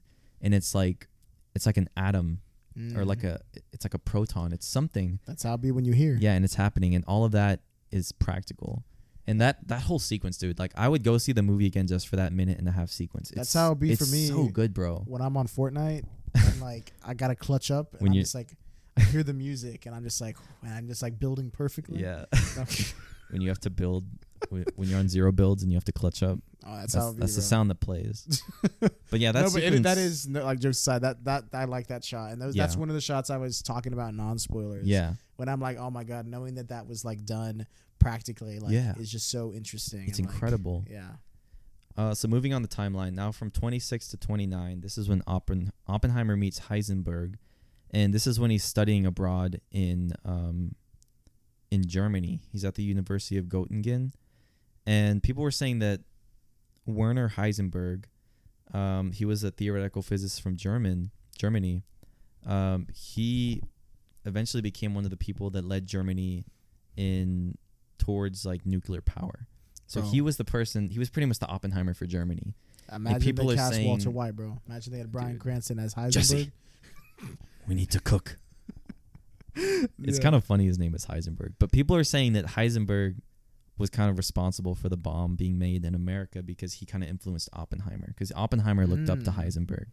That's true. And while Heisenberg wanted Oppenheimer to stay in Germany and be like, hey, let's study physics, let's try to make let's try to take this like science and really progress it in Germany. Oppenheimer was like, no, I need to go to America because like theoretical physics is pretty much like non-existent over there. They're not doing it at the scale that we are. Yeah, he wanted to be the one to bring it over. He wanted to be the one to break it through. Yep. And so from 1929 to 1943, for 4 years, Oppenheimer, he taught at Berkeley, which is in California. And he is pretty much teaching as an associate professor at Caltech. And this is where we meet one of his friends, Lawrence. This is the guy with the hair and the glasses. Yeah. They become really close friends. And he's pretty much teaching students and people there about theoretical physics. And I like the montage that happens. First, Oppenheimer, he has one student, like a pupil.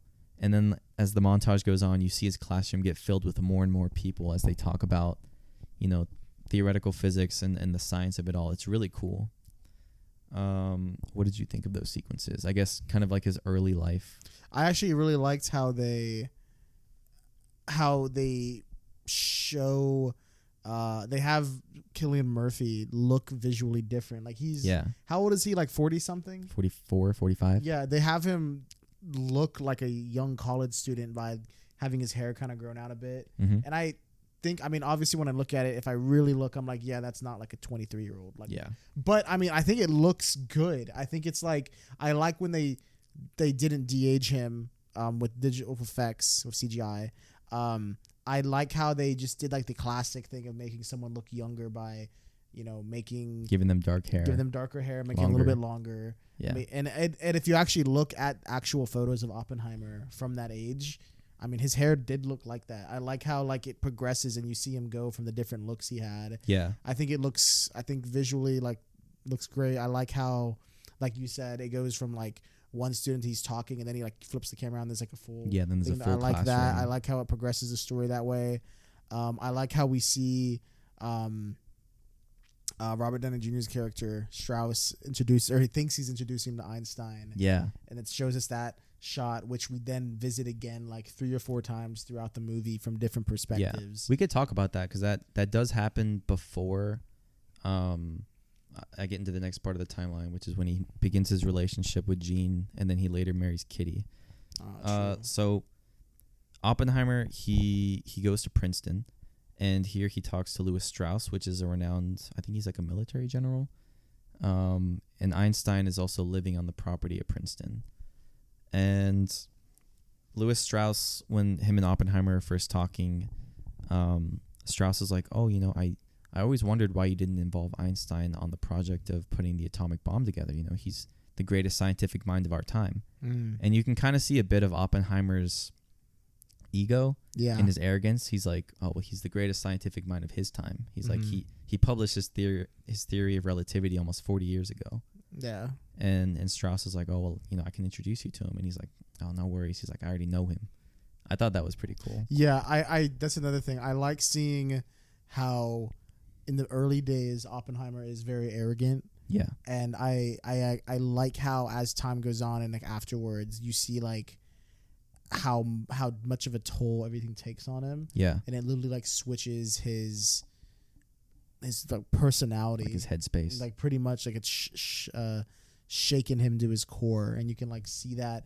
I think you can see it visually, but then also you see it through his character like changing throughout his life, and you actually like see that through the arrogance in the early days and how he becomes more level-headed. Yeah, kind of more submissive too, even. Yeah, I agree. And there's also a part of dialogue that I think is important that comes up later in the film. Strauss and Oppenheimer, they're talking, and I forget what exactly is said, but I think Strauss said that he kind of came from nothing, and Oppenheimer's like, oh, like you were a lowly shoe salesman. Oh, yeah. And there's even a song called that in the score, and Strauss corrects him. He's like, no, just a shoe salesman.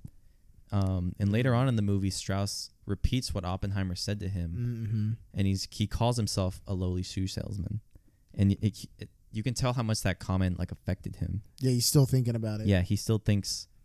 You can tell that he really revered the scientists and the physicists. Yeah. And in this movie, it is very clear about who is military, like American government officials. They're all dressed up in uniforms. They have badges and ranks. The physicists, they wear hats. They wear suits. They look very different. They do. And I thought that was a really cool touch. There's even a scene where Oppenheimer, when he first gets to Los Alamos, when they've built it, he's dressed up as like a general. And his friend, he's like, what the hell are you wearing that for? He's like, you're a physicist. Be a physicist. They're going to need you to lead them.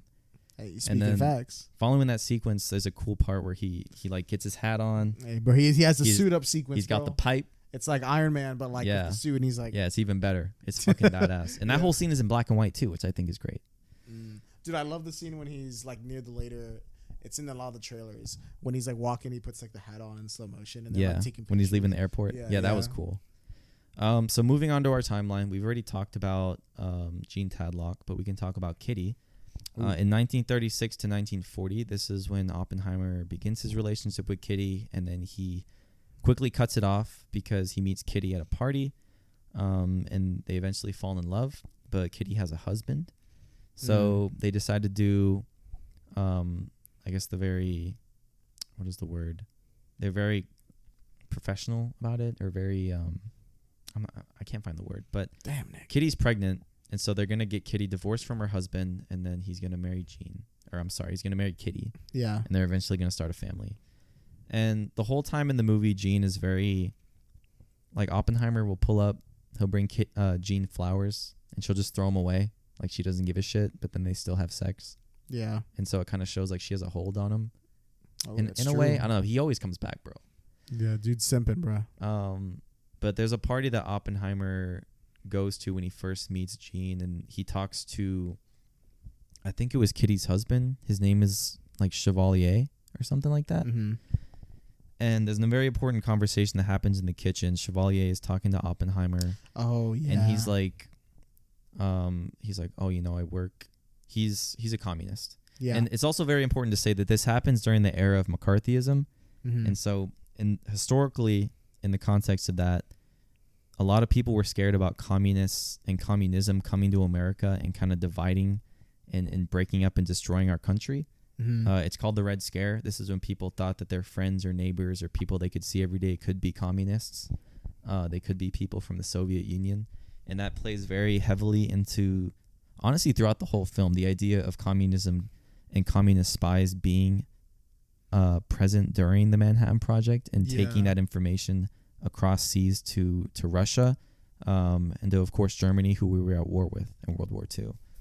But Chevalier... it's a huge part of the movie. Yeah, Chevalier, he pretty much tells Oppenheimer, he's like, listen, he's like, if you could give me information about what's going on at the Manhattan Project, I could get it to, you know, our Soviet allies, because at this time we weren't at war with Russia.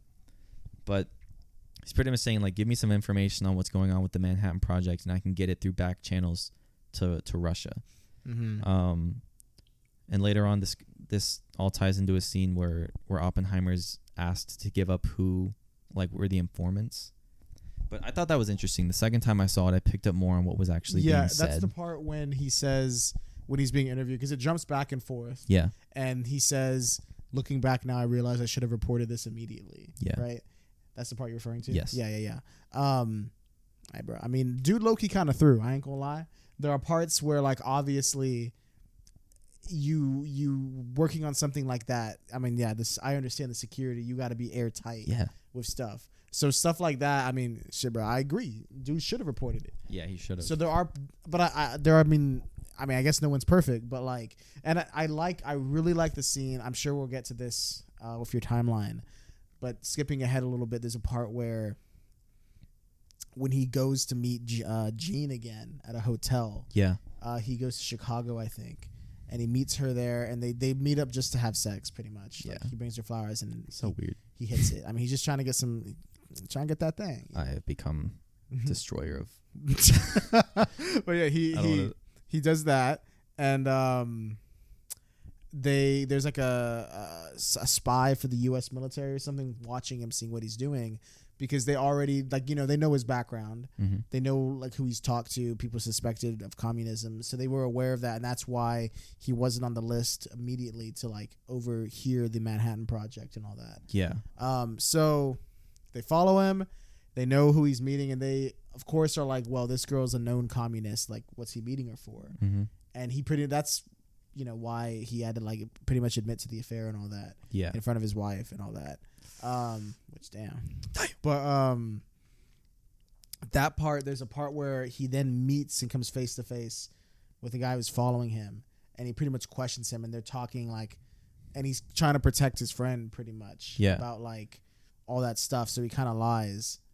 I thought that part was very intense. Like, Yeah. Are you talking about when he's in the office? Yes. With the two military people? Yes. Yeah, so we could talk about that part. So Boris Pash, that's who the guy was. He was the head of security. He's played by Casey Affleck. Yep. And he's only in it for that scene. That's his only scene, yeah. Yeah. They pretty much said that they bugged this room. They brought Oppenheimer into it, and then they began questioning him about a matter of security, about how there was a spy at Los Alamos. Mm-hmm. And they are pressing Oppenheimer. They're like, oh, you know, we realized that someone might have been there.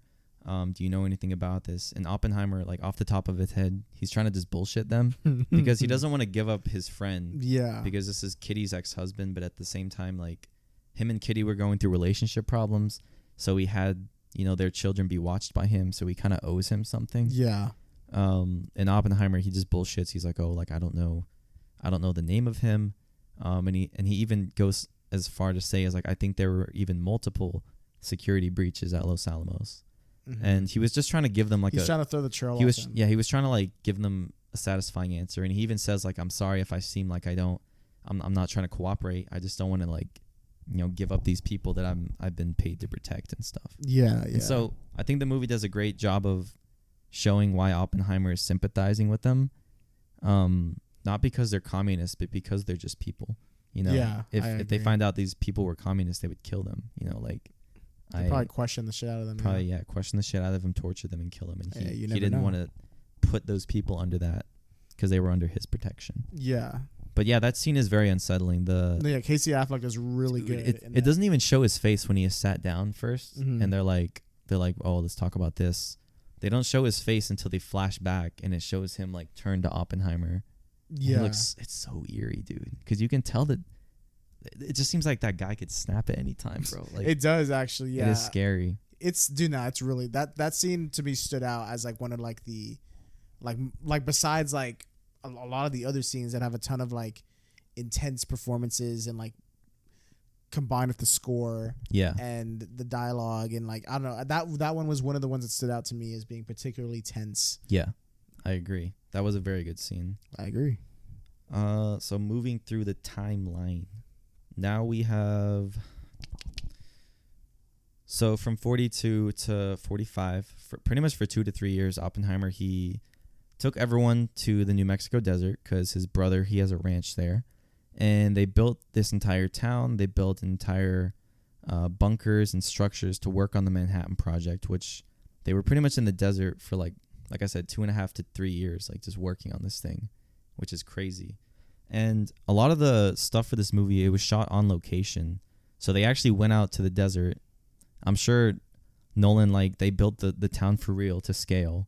Like, it must have felt real cool to be, like, a film crew going out there to, like, get this film done. You're building it for real. Everything's all practical. Like, I'm sure being a cast or crew member on that, it must have had some surreal factor. Yeah. Like, it made the performances even better. You know, actually being there, not being in some green screen. Yeah, I could tell watching this that's like an actual place they're at. Like they built this place. I Yeah. guess. Yeah, that's pretty cool. Yeah, there are some aerial shots too of the landscape, which I think are absolutely incredible. Like I love the cinematography on that. It was done very well. But yeah, the cinematography in that is great. So jumping to 1944, this is in the middle of the Manhattan Project. Jean Tadlock dies.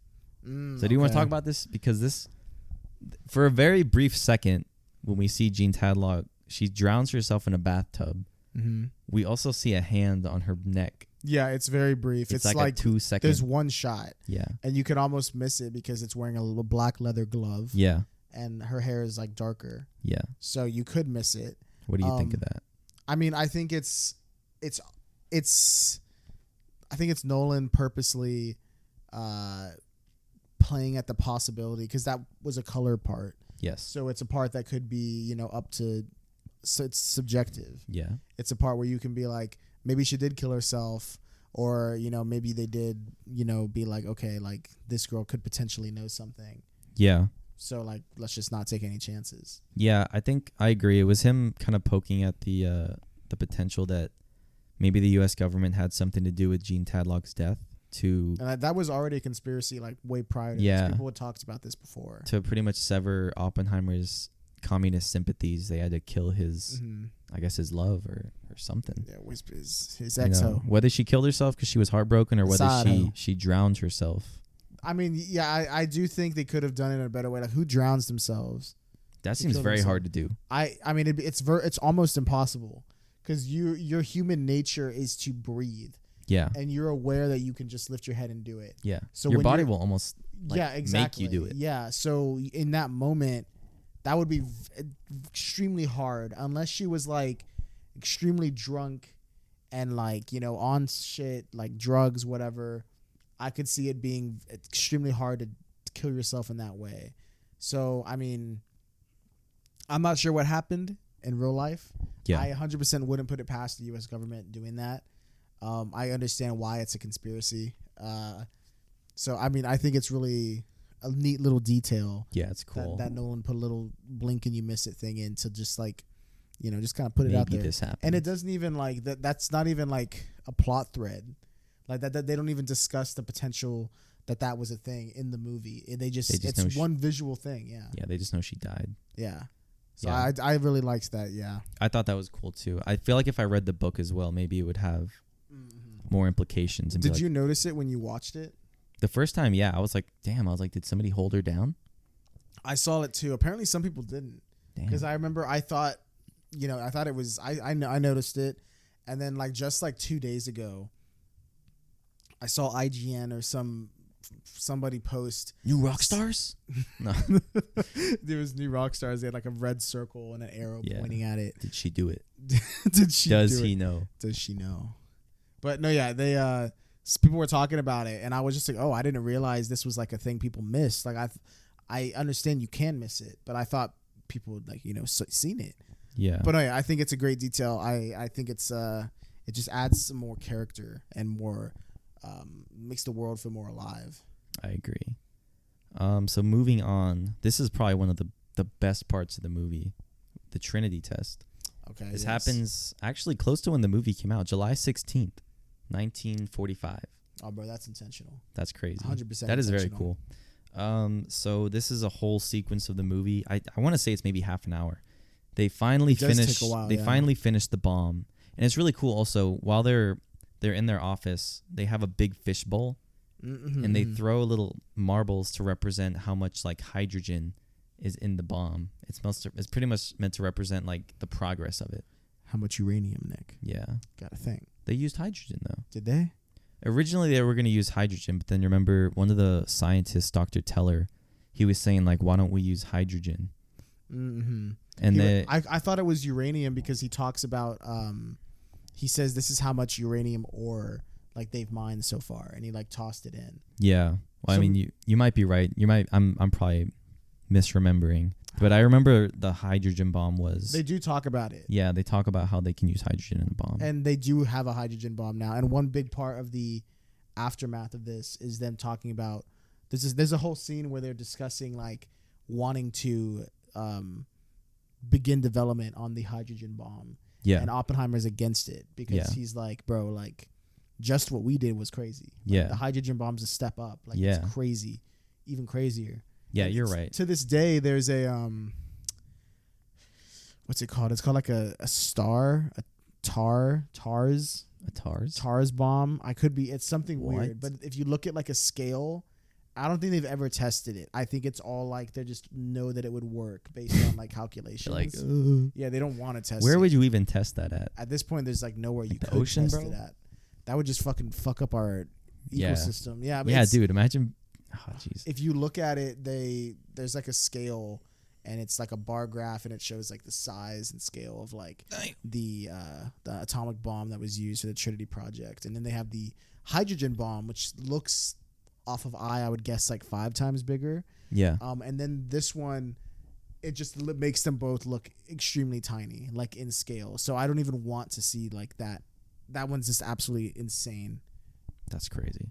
But no, yeah. Anyway, yeah, they developing the bomb, and I love how it takes a while from them to go once they, because I mean the whole movie, not the whole movie, but like big chunk of the movie is about them developing it. Yeah. And pitching theories, getting other physicists to work on it. Yeah, and recruiting. We haven't even talked about Matt Damon's character. Yeah. I think it's I mean, General there's so many Groves. characters in this. Yeah, he wants they want to go and get a ton of physicists to help work on this. They go and get like what's his name, Benny Safdie. Yeah, Benny Safdie. He's a teller. Really good in this. He's the one. Teller. He's the one who's They get Josh Peck. Yeah, Josh Peck. Josh, They didn't get Drake. where's the bomb? Drake, where's the bomb? Dude, Drake is going through. We're not even gonna talk about Drake. He's out, bro. He's out. Yeah, so they get Jack Quaid. Jack Quaid, yes, he actually plays Richard Feynman, which he has his own like productivity technique called the Feynman technique, and I was like, bro, that's Richard Feynman. Yeah, that's cool. They get Roderick. Dude, Roderick is in this, bro. Dude, there's Alex Wolff from yeah, Hereditary is in this. He's in it too. He's one of the first students that is ever there when Oppenheimer's teaching in America. One thing that's wild is before this movie came out, I wasn't aware that they had all these like people playing physicists. I was just aware of maybe like the top 6 people. Yeah, I didn't know all the extra I was people. like, Emily Blunt? Okay. Yeah. And there was I didn't see the video at first. I just saw the quote. And I was like, this is 100% a fake quote. Get the fuck out of here. Yeah. And it was like Christopher Nolan likes like Diver Wimpy Kid 2. It said quote, and it's just like Roderick rules. And I was like, what? I was like, get that. I saw the interview. And it's real. Yeah. It is real, but literally all he says is Roderick rules. Yeah. Like someone's like, oh, I noticed this person was in it. And he was like, yeah, Roderick rules. Yeah. That's the whole interview. He just notices. But I thought it was fake. I was like, get the fuck out. Why would he say that? Yeah. And then they clearly like made it so I would click on it, and it worked. Yeah. Because I was like, I gotta see the you fell video. for it.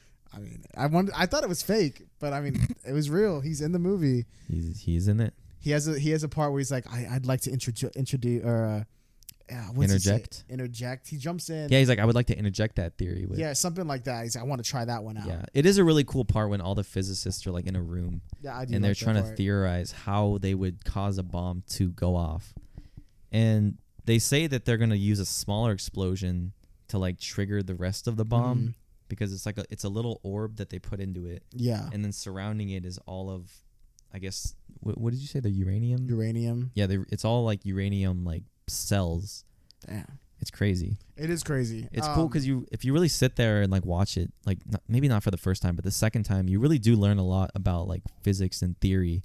And they talk about how like a star, if it's dying, the more gravity, the more denser it becomes, and it's just a cycle until it explodes. Like, it is cool that Nolan was able to translate like actual physics theories like on the screen and make it in a way that was like, oh, like that's how that works. And I was gonna say what I think is cool is this all is the scene where they actually finally drop it and test it.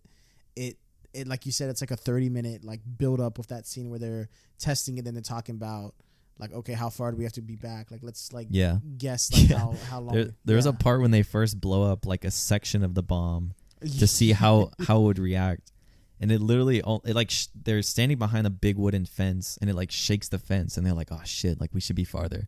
And I really like how That was funny. how the sound design in that point. It's like how in real life a lot of times when you see something, for example, like a sniper. Yeah. If you shoot a sniper gun or like a sniper rifle, it'll be like the bullet hits and then afterwards you hear the sound. Yeah, because it goes faster than the speed of Exactly. the sound barrier. It breaks the sound exactly. barrier. So you wouldn't even hear a lot of times, like if you were sniped or shot at by a sniper. Yeah. The bullet, if it didn't hit you, you would hear the sound after the bullet's already like traveled. Yeah. And so with this, when they test it, you see it explode, and then a second later, it's like and then It's you delayed. Yeah. Yeah. Which is like how it is. Yeah, I like that attention to detail. Nolan did a agree. really good job with that. 100% agree. But yeah, the Trinity test, dude. So it's a whole 30-minute sequence leading up. They're testing parts of the bomb. They're building a giant tower to drop it from. Everyone's in different places. I think Oppenheimer is maybe like 10 miles away. Yeah. And then there's people that are at the camp. And then there's also other people, you know, that are standing like from a far distance to watch it. And the whole scene leading up to it, they were going to drop it, I think, during one part of the day, but it starts raining. And so they start checking the weather. They're like, okay, like, you know, 5:30, like 6 a.m. max. When dawn breaks, we're going to drop the bomb. The rain should let up. And so Oppenheimer and Groves are kind of just like in a bunker and they're waiting it out. They have a really interesting conversation. He's like, you know, when we drop this thing, like what's going to happen? And Oppenheimer's like, oh, well, there's a small chance like we might, you know, permanently ignite the atmosphere and blow everything up. Yeah. And Groves is like, so you're saying there's a chance like we could press that button and blow up the whole world? And he's like, yeah. He's like, the chances are close to zero. yeah, they're close to zero. And he's like, what else do you want from theory? Like that's a good line. I like that because thinking about something, it can only take you so far. You really got to actually do it.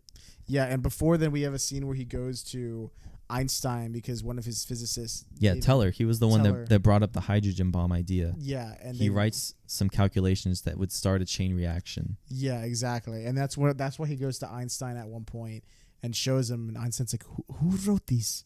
Who wrote these? Yeah, they're talking about it, and they're like, "Oh man, like I don't know, bro. Like if the chances are like near zero, but like they're there." Yeah, and damn. It comes back later on. It does. The ending is insane, bro. Yeah, I think the ending is very good. I think this ending is like one of the few endings in movies in my life that I've seen where like it ends and then I genuinely I'm just like, damn. I'm like I literally have the same face Oppenheimer has. I'm just like watching the end of Oppenheimer got me like, and it's the same thing. Yeah, it's my face. But no, yeah, when the bomb does drop, I think the visuals are insane, especially knowing that they are all practical. Yes. And like just created on miniature scales, multiple different concoctions made. I would love to. I can't wait to see behind the scenes stuff on that and like in more detail. It'll be so cool. Like you said, there is a sound delay. The bomb drops and the whole theater just goes quiet. Oh my God, that was insane. I actually didn't expect that. I was thinking it was gonna be like just loud as hell, like Michael Bay, like yeah. And I actually, oh my God, I'm so glad in the showings I went to, there was nobody that like was like, yeah, like it was like quiet. Yeah, people are on the edge of their seats. Everybody was like holding their breath. It was so quiet. Everybody was just watching like the visuals, just like taking it all in. Yeah. And then, bro, I think that was the perfect use of the Destroyer of Worlds line. Yes. Right before you finally hear the explosion, which honestly, when I saw it in IMAX, I don't know about you, it was insanely loud. It's massive. I didn't know that the sound systems for IMAX theaters were different. Oh my God. I thought it was the same, but just the screen was different. But like, it was huge, bro. It was. I literally like felt the like vibrations. I swear, it felt like I felt the vibrations like shake me. It is so different than watching it in a regular theater. It's but wild. That it is a very good placement of the line because when they blew that up, they didn't know if they were like gonna still be alive after it, dude. Yeah. Like they made a weapon so massive that it could have wiped them out just trying it out. Yeah, and it completely like foreshadows in the beginning with the line and with the title of the book that it's based on. Yeah, the Amadeus thing. They literally have Prometheus. Yeah, Prometheus. They have a line in the very beginning of the movie where it's it like says Prometheus stole fire from gods from the gods and gave it to man. Yeah, and then for this he was chained tortured. Chained to a rock and tortured for eternity. Yeah, and that just is the whole after part of like Yeah. Oppenheimer, how he's like tortured inside Yeah. because he believes that he pretty much like gave humanity the tool that's gonna kill them Yeah. at some point. Yeah. That is very good foreshadowing and like some food for Yeah. thought to think throughout It'd the be whole like movie. that. But yeah, the Trinity test was great. I think the score for it that Ludwig Göransson did for it was great. It was very tense, and it played really well into like what happened in that scene. Josh Peck is in it. He's in the bunker with Oppenheimer. People are saying that he pressed the button that like detonated the bomb, but that's not true. If you pay attention to the movie, he's actually there to stop the bomb Yeah. if anything goes wrong. Oppenheimer tells him if the bomb drops between like 2 volts, like you press that button and we can abort this whole thing. Yeah. And so that's what he's there So he's for. watching, waiting it to see Yeah. if it does go too high. And then there's someone else in the bunker with Oppenheimer, and before the bomb drops, he jumps out of the bunker, and he wants to see the thing for real, not through like a piece of glass. The That bomb goes dude's off. Crazy, bro. He gets fucking blown back. I thought that dude was gonna get incinerated, but they were I guess they were a safe enough distance. like but 10 still, miles back or something. still the shockwave comes and it's Oh my god! it like shakes yeah. the ground, dude. That's wild. I wonder how they recreated that. The how could you recreate a shockwave? That's true. Besides using maybe fans and dirt, like you have to visibly shake the camera or the That's ground or interesting. something. I wonder how they did that. I mean, damn, yeah, that's a good point. I didn't even think about that. That's I interesting. mean, it does like visually, like it looks 100% like a shockwave. yeah, Like it literally, one of them is sitting in a car, yeah, and you like see the car shake as well. You see the papers Yeah. fly, their hair fly back. yeah, The close-up shots, I'm pretty sure you can just use a fan, like you Yeah. said. But like the big wide-angle shots where there's multiple people on screen, and you can literally see the dirt from the desert ground like blow back, and Yeah. you can visually see the shockwave travel like through them. yeah. Damn, It's that crazy. is impressive. It's very great attention to detail. I agree. But yeah, the Trinity test, I think it's one part of the movie that it sets up and it absolutely pays off. Yeah, it does. Everything leading up to it, I think, is great. And like just going to see that scene again is worth it to see the movie. So that same year, the next month, this is when the U.S. finally takes the bombs to Hiroshima and Nagasaki. And they bomb Japan because, again, in the context of the history of World War II, Japan was very much not going to surrender. They were going to keep, attacking us, and they were not going to surrender. But Japan was pretty much ready to die, and so the U.S. decided to bomb Hiroshima and Nagasaki, which are 2 Japanese cities. They bombed it once to show that we had a bomb this big, and then we bombed the other city, to pretty much show we can keep doing this. Yeah. We can keep doing this. We can keep bombing you guys. I think there's even one scene where even Oppenheimer, he meets with some Oh my god. Yeah. some officials, and they're choosing the places that they could bomb. Mm-hmm. And I think one of the I don't want to say it was the president. No, because the president's Truman later. Mm-hmm. But one of the officers, he's like, "Oh, let's not bomb Kyoto." He's like, "I actually like going there with my wife, on our Went honeymoon." there on our honeymoon. He's Yeah, like, and it's- everyone just laughs it's at a that beautiful line. thing. Or no one laughs, but they're just like, it's kind of like, I heard that line was ad-libbed. yeah, I heard, and it's also true. Like the actor I heard found out that was true. Wow, So then they actually, that's cool. Yeah. So he was like, well, shit, I can throw. I mean, this it's in not there. cool, but Yeah. Well, but I mean, it's a good little Easter egg. I think it's a great line of dialogue because it shows like the kind of mindset they're in. yeah, And it's laughable now, but they were dead ass serious. Yeah. That was it's crazy to just think how some people are sitting in a room laughing about which city to bomb when it's when in reality there are people living there. There's families. Kyoto. It's Literally, a whole community, bro. They literally only dodged a bullet because that was the way they went for the honeymoon. Yeah, It's yeah. Imagine wild. if they went to Hiroshima. History would have been totally different. Jeez. It's insane. Okay, so jumping through the timeline now. Later that year in 1945, Oppenheimer he meets with President Truman, who is played by Gary Oldman. I think this is another actor who shows up for just a scene or two. I think it's literally just that. I think that's the Yeah. only time we see him. But the makeup on him looks great. He looks Oh my god! I mean, I didn't even realize it was him the first time I saw it. Yeah. And then I heard he was in it. I was like, wait, who was Gary Oldman is so good, dude. it? Yeah, bro. He really serves in this brief Serious scene. black. But he meets with Oppenheimer, and he is pretty much saying, like, you know, we want to keep pushing these developments of creating atomic weapons. And he's like, what should we do with Los Alamos? Because they built this whole area in the New Mexico desert completely dedicated to, you know, researching weapons of mass destruction. And Oppenheimer says, oh, you know, let's shut it down. Let's just give the land back to the Indians. And, Oh, yeah. And Truman's like, he kind of is just like taken aback from this. And Because he's like, my brother, like, yeah. shouldn't we like start development on another bomb? Yeah. And then his secretary is like, oh, like, you know, we were thinking about having other plans for it. And they pretty much, the secretary just like gets him out of there. And when he's leaving, Truman's like, get that, like, don't let that cry bitch like that. He pretty much, Don't let that crybaby back. yeah, in he here. pretty much calls Oppenheimer like a crybaby. Yeah. And he's like, oh, this guy's all feeling sympathetic because we bombed 2 cities. I Like- did hear that through the account of probably that book. Or American but like Prometheus.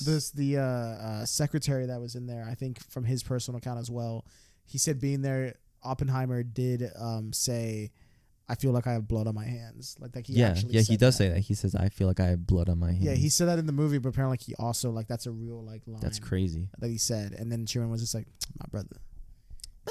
No. But yeah, Truman, of course, he's the U.S. president. He's going to want to push America towards a direction of being able to defend themselves in the sense of another war. Because this is the 40s, dude. Like, we've already had 2 world wars at that point. Mm-hmm. We've luckily now had a third, but I wouldn't be surprised people of that time to think that a third could be on the cusp of happening. Yeah, that's true. One thing, I how they're talking about how, like, oh, like America's the only one that's gonna have this like this kind of weapon. Yeah. And he's just like, well, he's like, there's like great scientists over there as well. Like, I'm sure they're doing like the exact same thing we're doing. Yeah. And he's like, no, they won't. He's like, you know why? He's like, this America. This is Like, America. Pretty much. Like that's America. Yeah, that's pretty much what he says. don't let that crybaby back in here. Yeah. Dude, I don't know. Apparently he actually said something about him being a Fuck crybaby. I don't know. I don't want to say Don't let that crybaby back in here. I don't want to say fuck a president, bro, but like I this mean- this dude, he built the bomb for you. I can understand both I mean, sides. there's practically like I can understand both no sides. world leader that has ever been like all good. Bro, Trump. And if Nah. and if there is, they probably didn't live too long. I thought Abe Lincoln. No, Abe Lincoln was a slave owner. We don't need to get into Yeah, this. Every president, ranking every president. Oh shit, that's the next episode, bro. Yeah. Hey, yo, we should. I bet you someone's done that. Who's number one? Number 1 president? Yeah, George Washington. I don't know. But could you? I mean, you could argue that because he's the first. I'd but- say Roosevelt maybe was probably Oh, yeah, or you- Kennedy, because he was actually John killed. F. Kennedy's- He was killed for pushing an agenda that was exactly. actually his name comes up later in the movie. Oh shit, bro! They name dropped him. Bro. Yeah. It was like Let's go. It was like when Einstein showed up for the first time. We're like, oh, Let's Wait, go. Wait, the one funny part in this is when a car drives up and Einstein just like walking out the Yeah. shadows. People are like, yo, and like He Einstein just walks comes up. out. It's so fun. Yeah, they name dropped John F. Kennedy, bro. Actually, we're moving to that part in the timeline. Yup. So 2 years later, in 1947, this is after the bombing of Hiroshima and Nagasaki. Lewis Strauss, he recruits Oppenheimer to meet him at Princeton, and they're pretty much sitting down with all the other like war generals. I don't think Groves is there, but he's sitting down with Strauss and a lot of other people to talk about the possibility of a spy being at Los Alamos. In this part, it's in black and white. And yeah, they're at Princeton, the Institute for Advanced Studies or whatever, Advanced Mechanics. What did you think of that part? I mean, it's the first part where we see, other than the beginning of the movie, we see Oppenheimer and Strauss kind of together talking about, I guess, the future of the bomb now that it's made. Well, I really like how you see that same scene multiple times throughout the movie. Yeah. Like in the beginning, you see it relatively early on in the beginning, and you don't realize that scene's going to come back multiple times, and you see it from different perspectives. Yeah. And I really like how even in a movie that's about someone's life, Nolan uses time and the way he tells the story, because revealing certain things from different perspectives and all that's a great storytelling mechanic. And I think that scene at Princeton is done extremely well, showing different parts of it. Yeah. throughout the movie. Yeah, I agree. I do like how it comes back to that scene because it is a very, very important. Mm-hmm. And then 2 years later, man, I didn't realize how much time we had skipped through. In 1949, the Atomic Energy Commission, which is what RDJ is like the head of at that point, Mm-hmm. he goes to a Congress hearing and he's pretty much trying to get security clearance to be like, hey, like, you know, we should keep making bombs. Like, I need to be put on that security board or whatever. I need my security clearance cleared. And what happens is Strauss becomes salty because Oppenheimer pretty much, he mocks him when they're at court because Strauss, you know, he's a general. He's not a real physicist. And he's saying that he doesn't have the supporting of like physicists and like scientists. And Oppenheimer kind of like, I forget what he says. He's like, He compares like his brain or like his. He says something of isotopes. Yeah, he says like his theory on like using isotopes for bombs is like more helpful than a sandwich or something. He says like it's like almost as helpful as a sandwich. Or Yeah. like something like he kind of like he roasts. he checks him. Yeah. You know. And this later He vibe checked him. let me check you, brother. That's what he said. But I think at that time Oppenheimer still had like his own security clearance and he still had like the respect from everybody and all that, even though he was like, you know, going through his own stuff at that time. He hadn't really been like shit on yet. Yeah. And But exiled. I think this is a part where Strauss kind of, I don't want to say cements like his hate or like his displeasure for like Oppenheimer, but this is after the events of the Manhattan Project when they met at Princeton. So like they'd been friends for some time, but I think this is kind of like a nail in the coffin that ends up, I guess, kind of undoing Oppenheimer's prestige and also Strauss's at the same time. Well, because Strauss, like, I mean, it's revealed that he like never let that go. Yeah. And like that's the whole like reason behind like Strauss's motives. Yeah, I agree. And then later that year in 1949, this is when he meets Strauss in that big round table, and they're pretty much monitoring the Soviet Union's use of an atomic bomb. Mm-hmm. And this is where they're like, look, we need to keep making more bombs. Like the Soviet Union has already made theirs. Like they're testing it. Yeah. And this is where in 1950, this is where they make the hydrogen bomb. So this is still under Truman's presidency. They finally approved that hydrogen bomb that we talked about. It's put into development, which is pretty cool to see that. I mean, first they made the bomb with, you said, uranium, and then this theory of using it with hydrogen to make an even bigger bomb. Oh my God. It happens. It does. It's crazy. And I don't think Oppenheimer was cleared to work on that, was he? No, he didn't even want to. He didn't want to clearly. He didn't want to work on anything. He was else. against the hydrogen bomb. Yeah. And that was like a big thing. Like they were trying to get Oppenheimer to be in on it. Like remember, like the teller is trying to like be like, oh, will you like, can I get your support for like this? And he's like, nah. Yeah. So like, he was done. He said no more. He began to like advocate against all of that. Yeah. Okay. So then jumping 3 years forward, this is when a big part of the movie comes into play. So Borden, which is played by Polka Dot Man. I'm forgetting his name. It's maybe like Damien Deschamel. His name it starts with two, like it's a D and D. I know exactly the actor you're talking about. He plays Polka Dot Man. He's in so many things. He's in he's a great actor. But he plays this I think he's an Air Force pilot. Yes. And he talks to Oppenheimer about how when he was flying a plane, he saw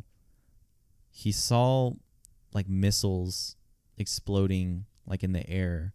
He saw like missiles like flying when he was like flying a plane. And he talks to Oppenheimer about it, but later he submits a letter that pretty much he writes it to the FBI. Yeah, he writes a letter to the FBI and he's like, "Oh, I have, reasons to suspect that Oppenheimer is, either working with the communists, he's a communist himself, and he's putting like our research and stuff at risk. And for this, his security clearance should be rejected." Mm-hmm. And so this is the whole point of why we're here in the movie, why he's in this hearing, why he's being interviewed by these people. Which let's also talk about. It was very unfair, bro. The board that is trying him, they have security clearance to look at all these declassified files and stuff. and his defense attorney, he has does- nothing. He just has doesn't like a have pen and access. paper. Yeah. He just has what Oppenheimer tells him. Yeah, and they won't let him like look at them. He Yeah. doesn't get his own copy. And they also have multiple people come in. Groves comes in. Mhm. Kitty comes in to testify. Borden comes in. And it's all behind closed doors. It's like a private Yeah, hearing. so nobody. It's not televised. No Yeah. one's there to witness it.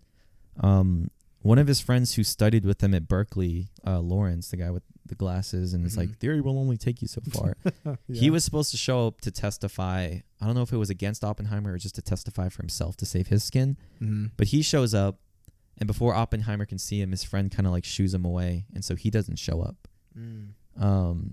Which I thought that was interesting because all these people, even though they worked with Oppenheimer, you know, they still have their lives and their livelihood to protect, so they Yeah. testify against him. Yeah. Pretty much Um, everyone, for the most part, like Yeah, I think everyone but his wife stands up for him. I Maybe think maybe Groves a I bit. think Groves, he tells the truth and he says like knowing like these new guidelines which were not in place whenever I cleared Oppenheimer. He's like, I would not clear him today. And then they're like, okay, thank you. But then he was like, but I would not clear any of those people. And then they're like, oh, that's it. Like that's all we Yeah, need. that's all we need. Yeah. So They- they're bro, very that's dismissive. that's all. That's I mean, if you've ever seen any like trial ever, they always ask you a very specific thing, and you're like, yeah, but it's because of this. And they're like, no, I don't need to hear that. Just say this. Just say the reason. Yeah, and they just Yeah. want like one word. So like they do that. So Groves was like, I mean, he kept it real, but he didn't like throw him under the bus or anything. I could understand why though, because if it's like this guy's being put on trial for having communist sympathies, and is also maybe a suspected communist Mhm. yourself, if you like try to protect him or sympathize with him, you might be put on trial, and maybe his Yeah, security clearance yeah, might be put at exactly. risk. Hey, bro, It's Kitty, very much like a witch hunt. oh, it is, bro. like- Kitty went hard though, Yeah, she did. dude. I'm not gonna lie. I saw memes where people were like, they're like Kitty for like the first like 2.5 hours of the movie, and it's just like someone like drunk and like just whatever. Yeah, she is kind of And alcoholic. it's just like her in like the last like in the fourth quarter when she was needed, and then it was just like yeah, she was just like locked in, bro. Yeah, when she's like oh, like that was 16 years ago. She's like, I mean 17. See, oh, I say 17, 18. Yeah. And it's like He's like, but you just said 18. Yeah, 19. I like that. Yeah, that part went hard, bro. Yeah, I'm dude, not gonna Jason lie. Clark, bro. He's Oh, yeah. he's one of the guys on the board that is interviewing Oppenheimer the whole Mhm. time, bro. He goes hard. Bro, he's in we talked about it briefly at one point. He's in the show on HBO Max called oh fuck, what's it called? Winning Time. Oh, he's in the Winning Lakers. He plays Jerry West. He's a basketball player. But Jerry West was a basketball player in like the 50s, Okay. and this takes place in like the 70s and 80s. So he's now Oh. retired. And An old he's- head. Yeah, he's like an old head who's like kind of working behind the scenes. He used to be their coach, but in this season he's like upper management, like behind the scenes. So he plays him in that. Because I was like, I Yeah. know I've seen that dude. That's somewhere. cool. But yeah, he's good in that show. Yeah, he is really good.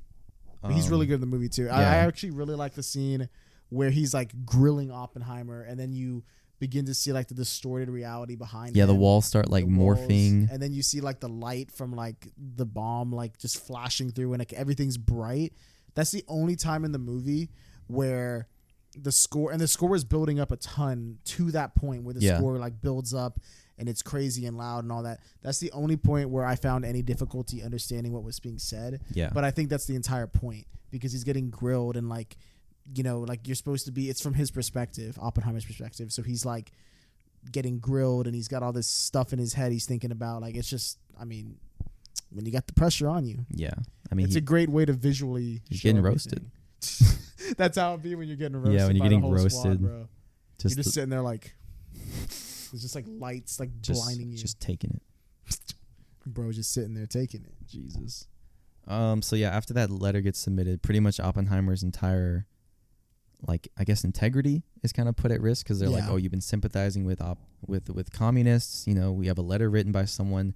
We know that you've had past relationships with communists. We had someone, you know, we bugged a room and we tried to get the name of someone that you were protecting that is a known communist, and you wouldn't give that up. All of this kind of leads to them eventually ending their trial, and they're like, all right, listen, we think that you're, you know, an upstanding American citizen, but we are not going to clear your security to work on any future projects of weapons of mass destruction. And so Oppenheimer loses his security clearance. Man, they got his ass out. Damn.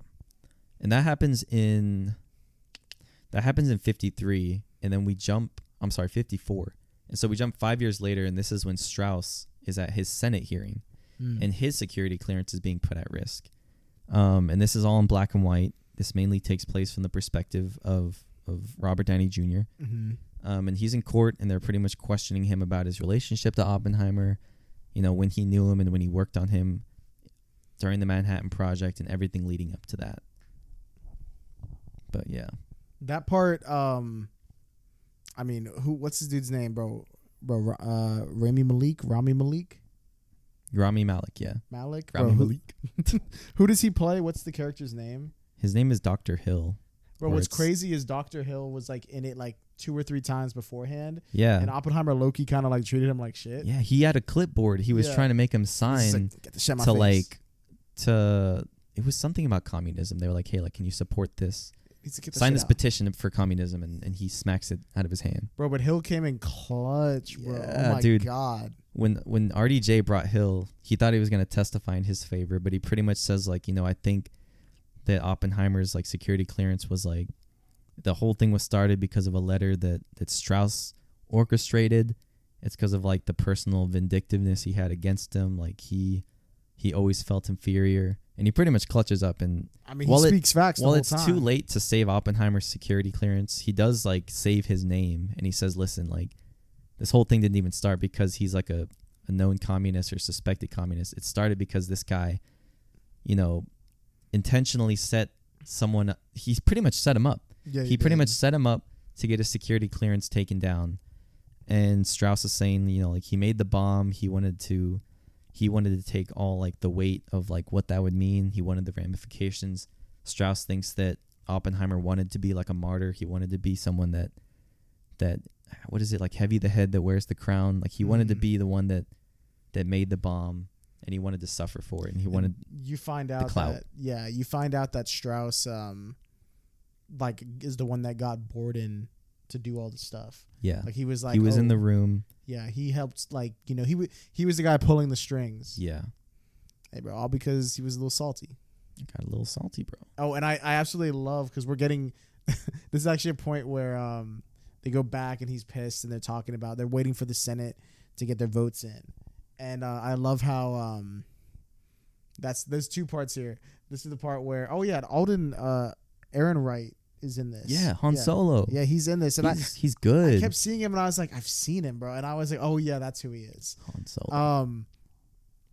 This is the part where it's just like, oh, like, it's like, yeah, you were voted out, and it's just like, it's like damn, it's like, who was deciding to vote? And it's just like, oh, it's like someone trying to make a name for themselves. It's like John F. Kennedy. This thing, and then like the crowd's like, yo, John F. Kennedy. And then I really like the line how he keeps bringing up. He's like, oh man, like Oppenheimer's been like against me from the start. Yeah, he turned like, the scientists against he turned me. The scientists against me. He's like, I don't know what he told Einstein that one day, but Einstein wouldn't even meet me like eye level. Yeah, And I love how he then says, like, oh, maybe they were talking about something like more important. And yeah. Oh my God, I just love how it ends with them finally like. Yeah, they showing- reveal what he said. Oh, bro, and Dude. what he that part goes so hard. Like, oh, it's just absolutely crazy. That part is really good. I think that's pretty much the end of the timeline. I mean, pretty from what we see, yeah. I'm sure there was later- more stuff in real life. later on, actually, in '63, Oppenheimer, this is when he looks old and balding. He receives an award from President Lyndon B. Johnson. and they show us this part in the future why Einstein's talking to him. Yeah, they're like, you know, like, you made this great achievement. People are gonna, you know, they're gonna hate you. They're gonna give you awards for it, but it's not gonna be for you. It's Yeah. gonna be for the people giving it to you. Yeah, it's gonna be You for know, them. they're gonna shake your hand. He's They're pretty gonna- much saying it from his experience. Yeah, because I mean, dude, Einstein, the GOAT. Yeah. He And made time relative. I love how there's like one shot where Oppenheimer shakes Teller's hand. Yeah, And then like he tries to shake his wife's hand, and she's like, I ain't shaking yeah. that She shit. says, "Nah, she looks old." Emily Blunt. They Old made her Emily look old. Blunt. I'd still hit. I heard in I the mean- book American Prometheus that Kitty didn't shake Teller's hand, of course, like in real life. Mhm. So even though it's in color and it's subjective, she refused to shake his hand, and like Teller said that like he like broke down like after that. Like Damn. I guess he really wanted that handshake. Just trying to. I mean, he threw his friend under the bus, dude. He wanted a but piece. maybe you can understand Teller's side because he wanted to make a bomb after helping Oppenheimer, and Oppenheimer didn't want to help him after seeing the ramifications of what happened. Yeah.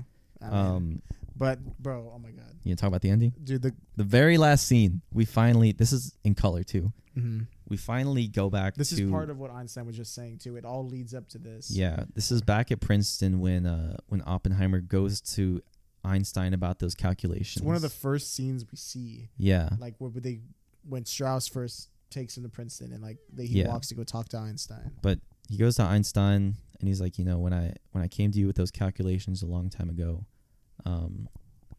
he's like, I thought that we would start a chain reaction in the world. And Oppenheimer's like, oh, like, yeah, what happened? Like, I remember that. And Oppenheimer's like, yeah, I believe we did. Damn, And bro.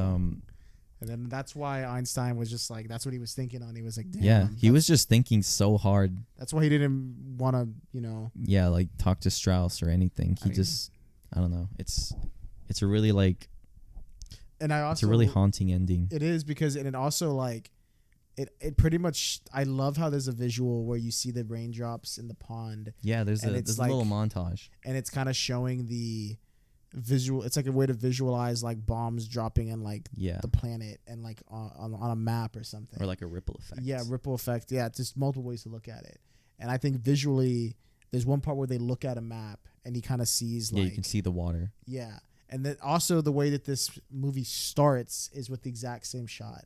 There's a shot of water and Oppenheimer, young in college, is like standing outside and like he's looking down at the floor and you see like raindrops like dropping. So it's Yeah, like it opens and like ends of like the exact same visual. yeah. And while he's kind of just sitting there when Einstein's walking away, he's visualizing the future.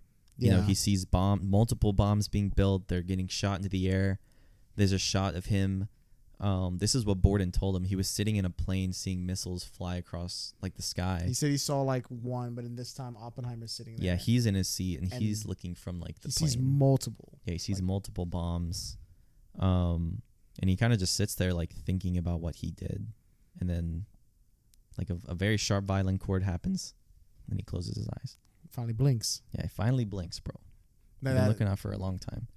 God, dude, That ending is incredible, dude. it hits really hard. Actually, It does hit very hard because like everything the movie was building up to, before, during, and after, like it all comes together right there. Just about this man having to like carry the weight of making something so that could cause like mass genocide Mm-hmm. and having to live with it and like having his name attached to it too. That they show him a newspaper like an article and they're calling you the father of the atomic bomb. I forget who shows him that. It might be Kitty. It might be like one of his students. But Yeah, I that don't happens. remember. But that's crazy. The ending I think is very good. It hit even harder the second time after really listening to everything for the second time. But yeah, it honestly might be one of my favorite endings ever.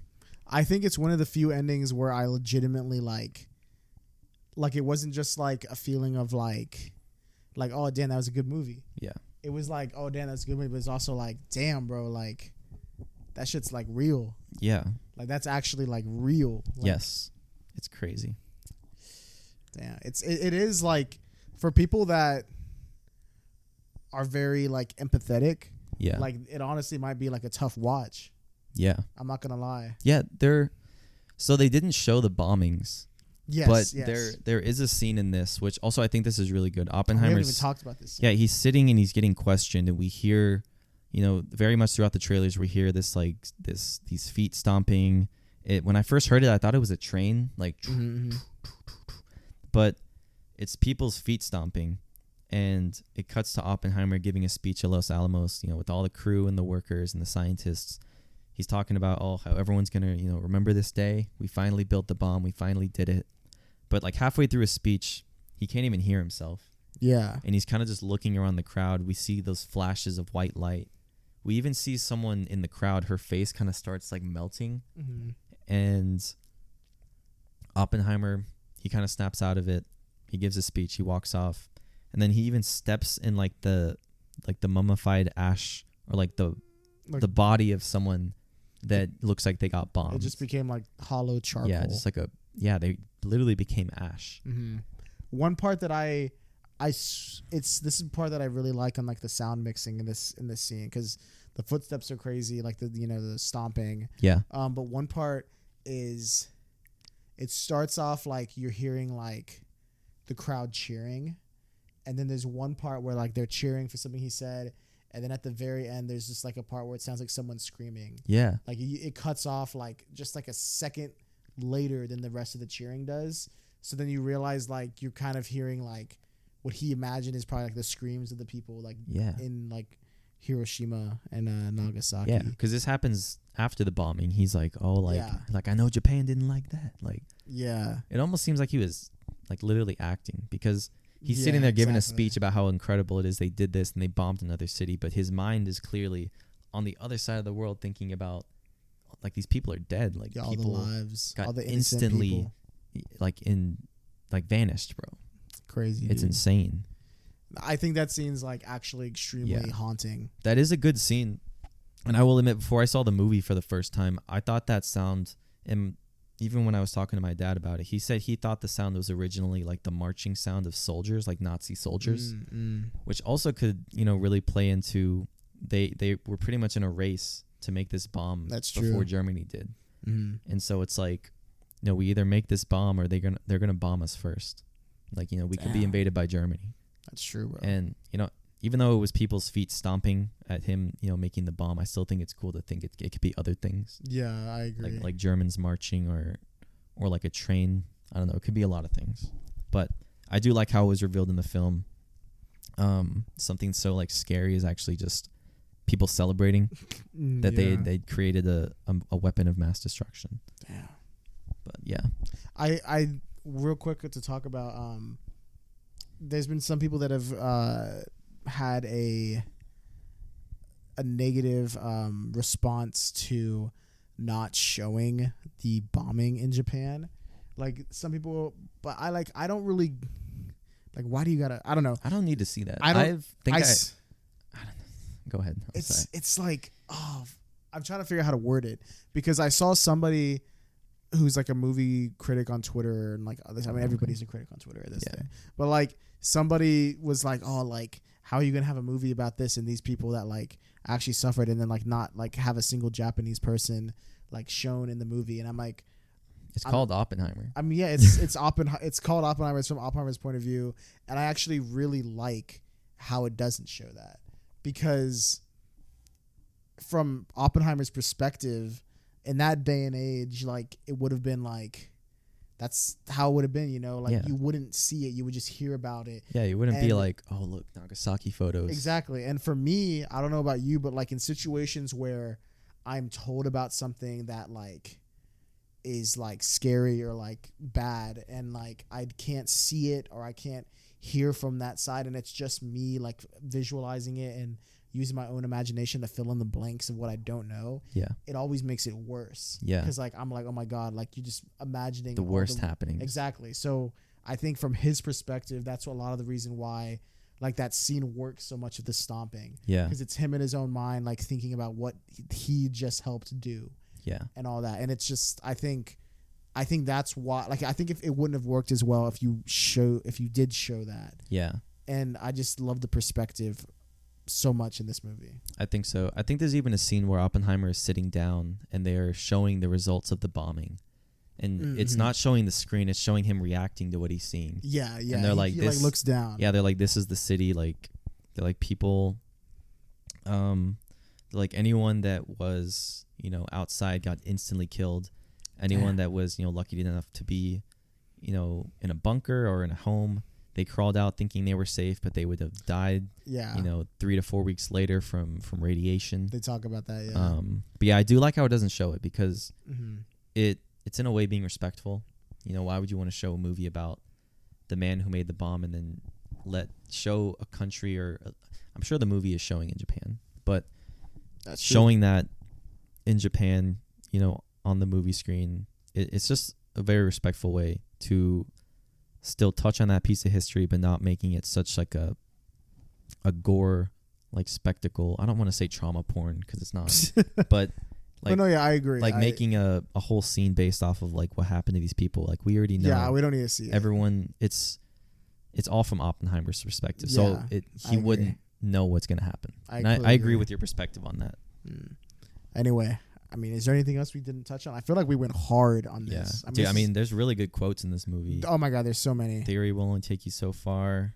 There's one where he talks about when they first make the bomb. He's saying they won't understand it, or they won't fear it until they understand it, and they won't understand it Mhm. until they've used it. That's another great line. I mean, yeah, we really went hard on this movie. I It's think a Cillian long-ass Murphy, review. he did an incredible job. I think he totally disappears behind Oppenheimer. I don't see the guy who is in the Batman. I don't see, Peaky Blinders. I don't see him from Inception. Like, he really Yeah, I agree. embodies Oppenheimer. And I think what he can do with his eyes and the way he kind of just is able to, project someone thinking of like the most horrible things. He does an excellent job. Yeah. Kitty is great in it. I'm sorry, Emily Blunt, who plays Kitty. Florence Pugh, Matt Damon's great. Rami Malek. I really hope RDJ gets like a nomination for I think supporting he's actor. gonna get. One thing I was gonna say is I like how he like changes his voice slightly, Yeah, very slightly, because like he has a very distinct way of talking, and his like the way he like enunciates things. It's very particular, and it's like become like the way like people hear him and they see and they hear Iron Man. yeah, So I was worried that would happen like take you out in of this it. movie, and I would just hear Iron Man talking. But he changes his voice enough and talks enough, like in a slightly different way, different enunciations, where you can tell he's actually making like an effort to like he's acting. You know what Yeah. I mean? Like he's going in. Yeah. He's locked in. Yeah, I like that. And I didn't hear Iron Man at all. No, Like which is like I was low key worried about that. The same way I was worried with Cillian Murphy. I thought I might hear or not hear, but maybe see a different character because he's played so many different roles. yeah, And I didn't at all. I completely think he completely embodied the character, like you said, and I completely believed everything I was seeing through his performance. yeah. I think the cast really. I think everyone delivers like 100%. I think even the people that have like one line, Yeah, or one a or couple two lines, scenes, like they do great. They add to the story. I don't think anyone ever steps on each other's like it seems like this movie was really just kind of shot like a documentary, and people, instead of acting for the screen, they were kind of just letting them be people on screen. They weren't like, agree. all right, you're gonna act as Oppenheimer. They're like, no, you're just gonna be him. We're gonna record. You are him. We're gonna get it. You are him. That's what Nolan said. Did we talk about the IMAX? Because I know we spoke earlier in non-spoilers how it changes from IMAX aspect ratio to like the cinematic bars. Mhm. So I figured when I was doing research, when they shoot an IMAX, it's a specialty IMAX camera that they are able to shoot in the aspect ratio. I think that certain scenes were in IMAX and some weren't, because when you're filming with that big IMAX camera, it's incredibly loud. Like it makes like a Yeah, like I've heard it's loud as hell. it's very loud. And so they take some shots that are in IMAX, like the full scale aspect ratio. Then there's some that are just normal, like 16:9 ratio. When I first saw it, I think I noticed it the second time, but when I first saw the movie, I didn't see it in IMAX, of course. The first time I didn't notice it. The second time when I watched it in IMAX, I noticed it kept switching aspect ratios. And some people have been critiquing it, saying that it takes you out of it, just switching of the aspect ratios. But I really don't think so. And I think from a practical standpoint, to film an entire movie 3 hours with an IMAX camera is insane. And I don't think it takes me out of the movie at all. Like I appreciate that it shows those wide shots, those wide landscape shots, the Trinity test, the bomb, that's all in IMAX. But more like personal and close conversation scenes they have that cinematic bar. Yeah, I completely agree. I've heard the same argument. I've heard it from like multiple movies for like years now. People talk about Yeah. how it switches, and I don't really think it takes me out of it at all. The only time it will take me out, and it didn't happen in this movie, but there are some movies where there's like multiple switches in a short amount of time. When that happens, I notice it, and it's kind of jarring Yeah. slightly. But whenever it's like an extended sequence in that, and then they switch to a wide angle that like stays on that, I mean, I don't see the issue. It works with me.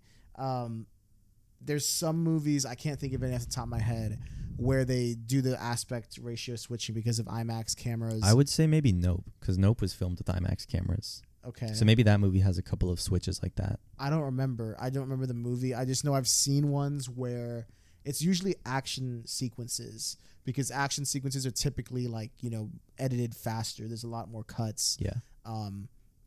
So there's some movies out there that will have like a big wide IMAX shot, and then it drops cinematic bars, opens up again, and it does it like almost every other cut. Yeah. So when that happens, that's when I'm like, Jesus, bro, like it's going from giant. It's like I'm like going in and out of it. It's huge, and Yeah. I'm like chill. And if it's noticeable, I think it's annoying. But for me, I felt like this didn't really distract or take away anything. If anything, it just like enhanced certain shots, and Yeah. yeah. It's only something you would really notice if you see it in IMAX. If you I see agree. it standard or normal, like, you're not going to notice it because you're not it's going such to. a big screen. Yeah, it is a very big screen. Yep. And I don't think every scene would have had to been IMAX aspect ratio. Like, Yeah. if they were just in that little hearing room and it was fully blown IMAX, that wouldn't. It would have been too much on the screen. Yeah. It wouldn't have been as focused. I agree. But definitely, I'm so glad that they extended this in IMAX. I think I might go see it again. As you should, bro. Take Sam. Dude, bro, dogs don't like fireworks. Sam's Nick's dog, Yeah, the podcast dog. he's gonna be scared. Oh yeah, A he bomb doesn't like goes off. fireworks, Dude, no dog. What dog likes fireworks, bro. bro? When that bomb goes off, imagine he'd just be chilling because it's all quiet. Just shits himself. He would start just like running around. The thing. No, yeah. Anyway, I I think- think we hit. Dude, I think we hit every note of I really think we Oppenheimer. did. I think this is gonna be a long ass review. I think so too. I mean, anyone that stuck by the whole thing, like Jesus. I mean, thank you. At this point, leave a like. Yeah. At And, this point, like, at this thank you. point is when if you you can haven't like. already, please, thank you.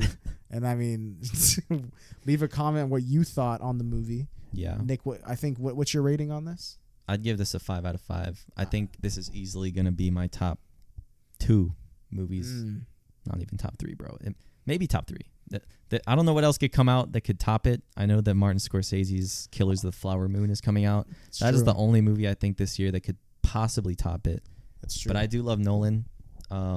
It's crazy. I saw this movie twice, before reviewing it. I think that's rare. 3-hour movie too. It is. I think the second time it didn't feel as long. It I definitely agree, flew I by. The agree. first time I was like I was sitting up, like I was really straining to pay attention. But in the second viewing, it really flies by. You have more context for everything. I think that's true. Yeah. And I think which you're that's almost- typically not the case. yeah, you're almost kind of waiting for it not to be over. Like you really want it to keep going. At least I Yeah. did the second time. And I think if you're gonna watch it for the first time, you should watch it IMAX. The second time, I think you should also watch it IMAX. If you have the IMAX opportunity, yeah. IMAX the whole time, bro. If you can see it in IMAX 70mm, go for that. Absolutely. If they don't have IMAX 70mm where you're at, which is probably likely, yeah. and there's not a lot of these theaters, try 70mm. Yeah. Because the Palladium and a couple of our theaters are showing it in just 70mm. Oh, Not- that's cool. Yeah, not IMAX 70mm, but 70mm. I've seen people that have been like, I've seen standard, I've seen IMAX digital, I've seen IMAX 70 mil, I've seen Jeez. 70 mil. They're Oh like, my I've seen all the God. formats. I actually saw this really good video by this guy. I don't know if he's a projectionist, Uh-huh. but he breaks down how they use like 25 perf and like 45 perf. These are different film stocks they use to film.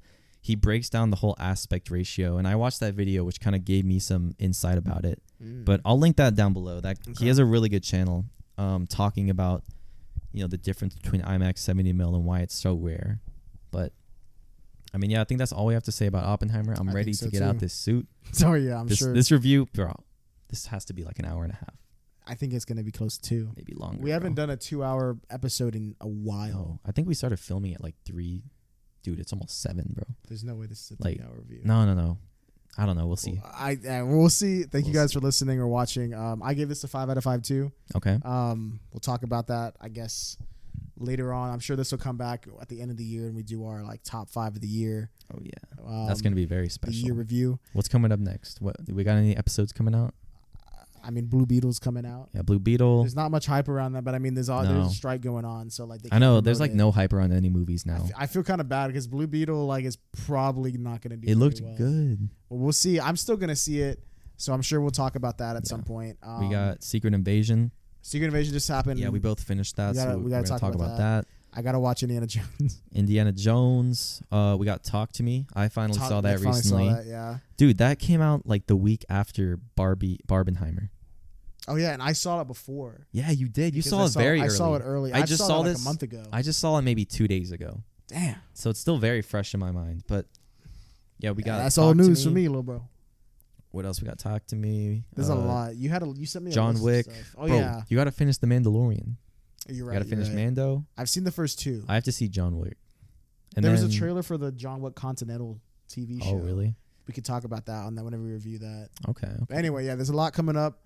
Make sure to subscribe if you're on YouTube or follow if you're listening on Spotify, Apple Yes. Podcasts, or anything else.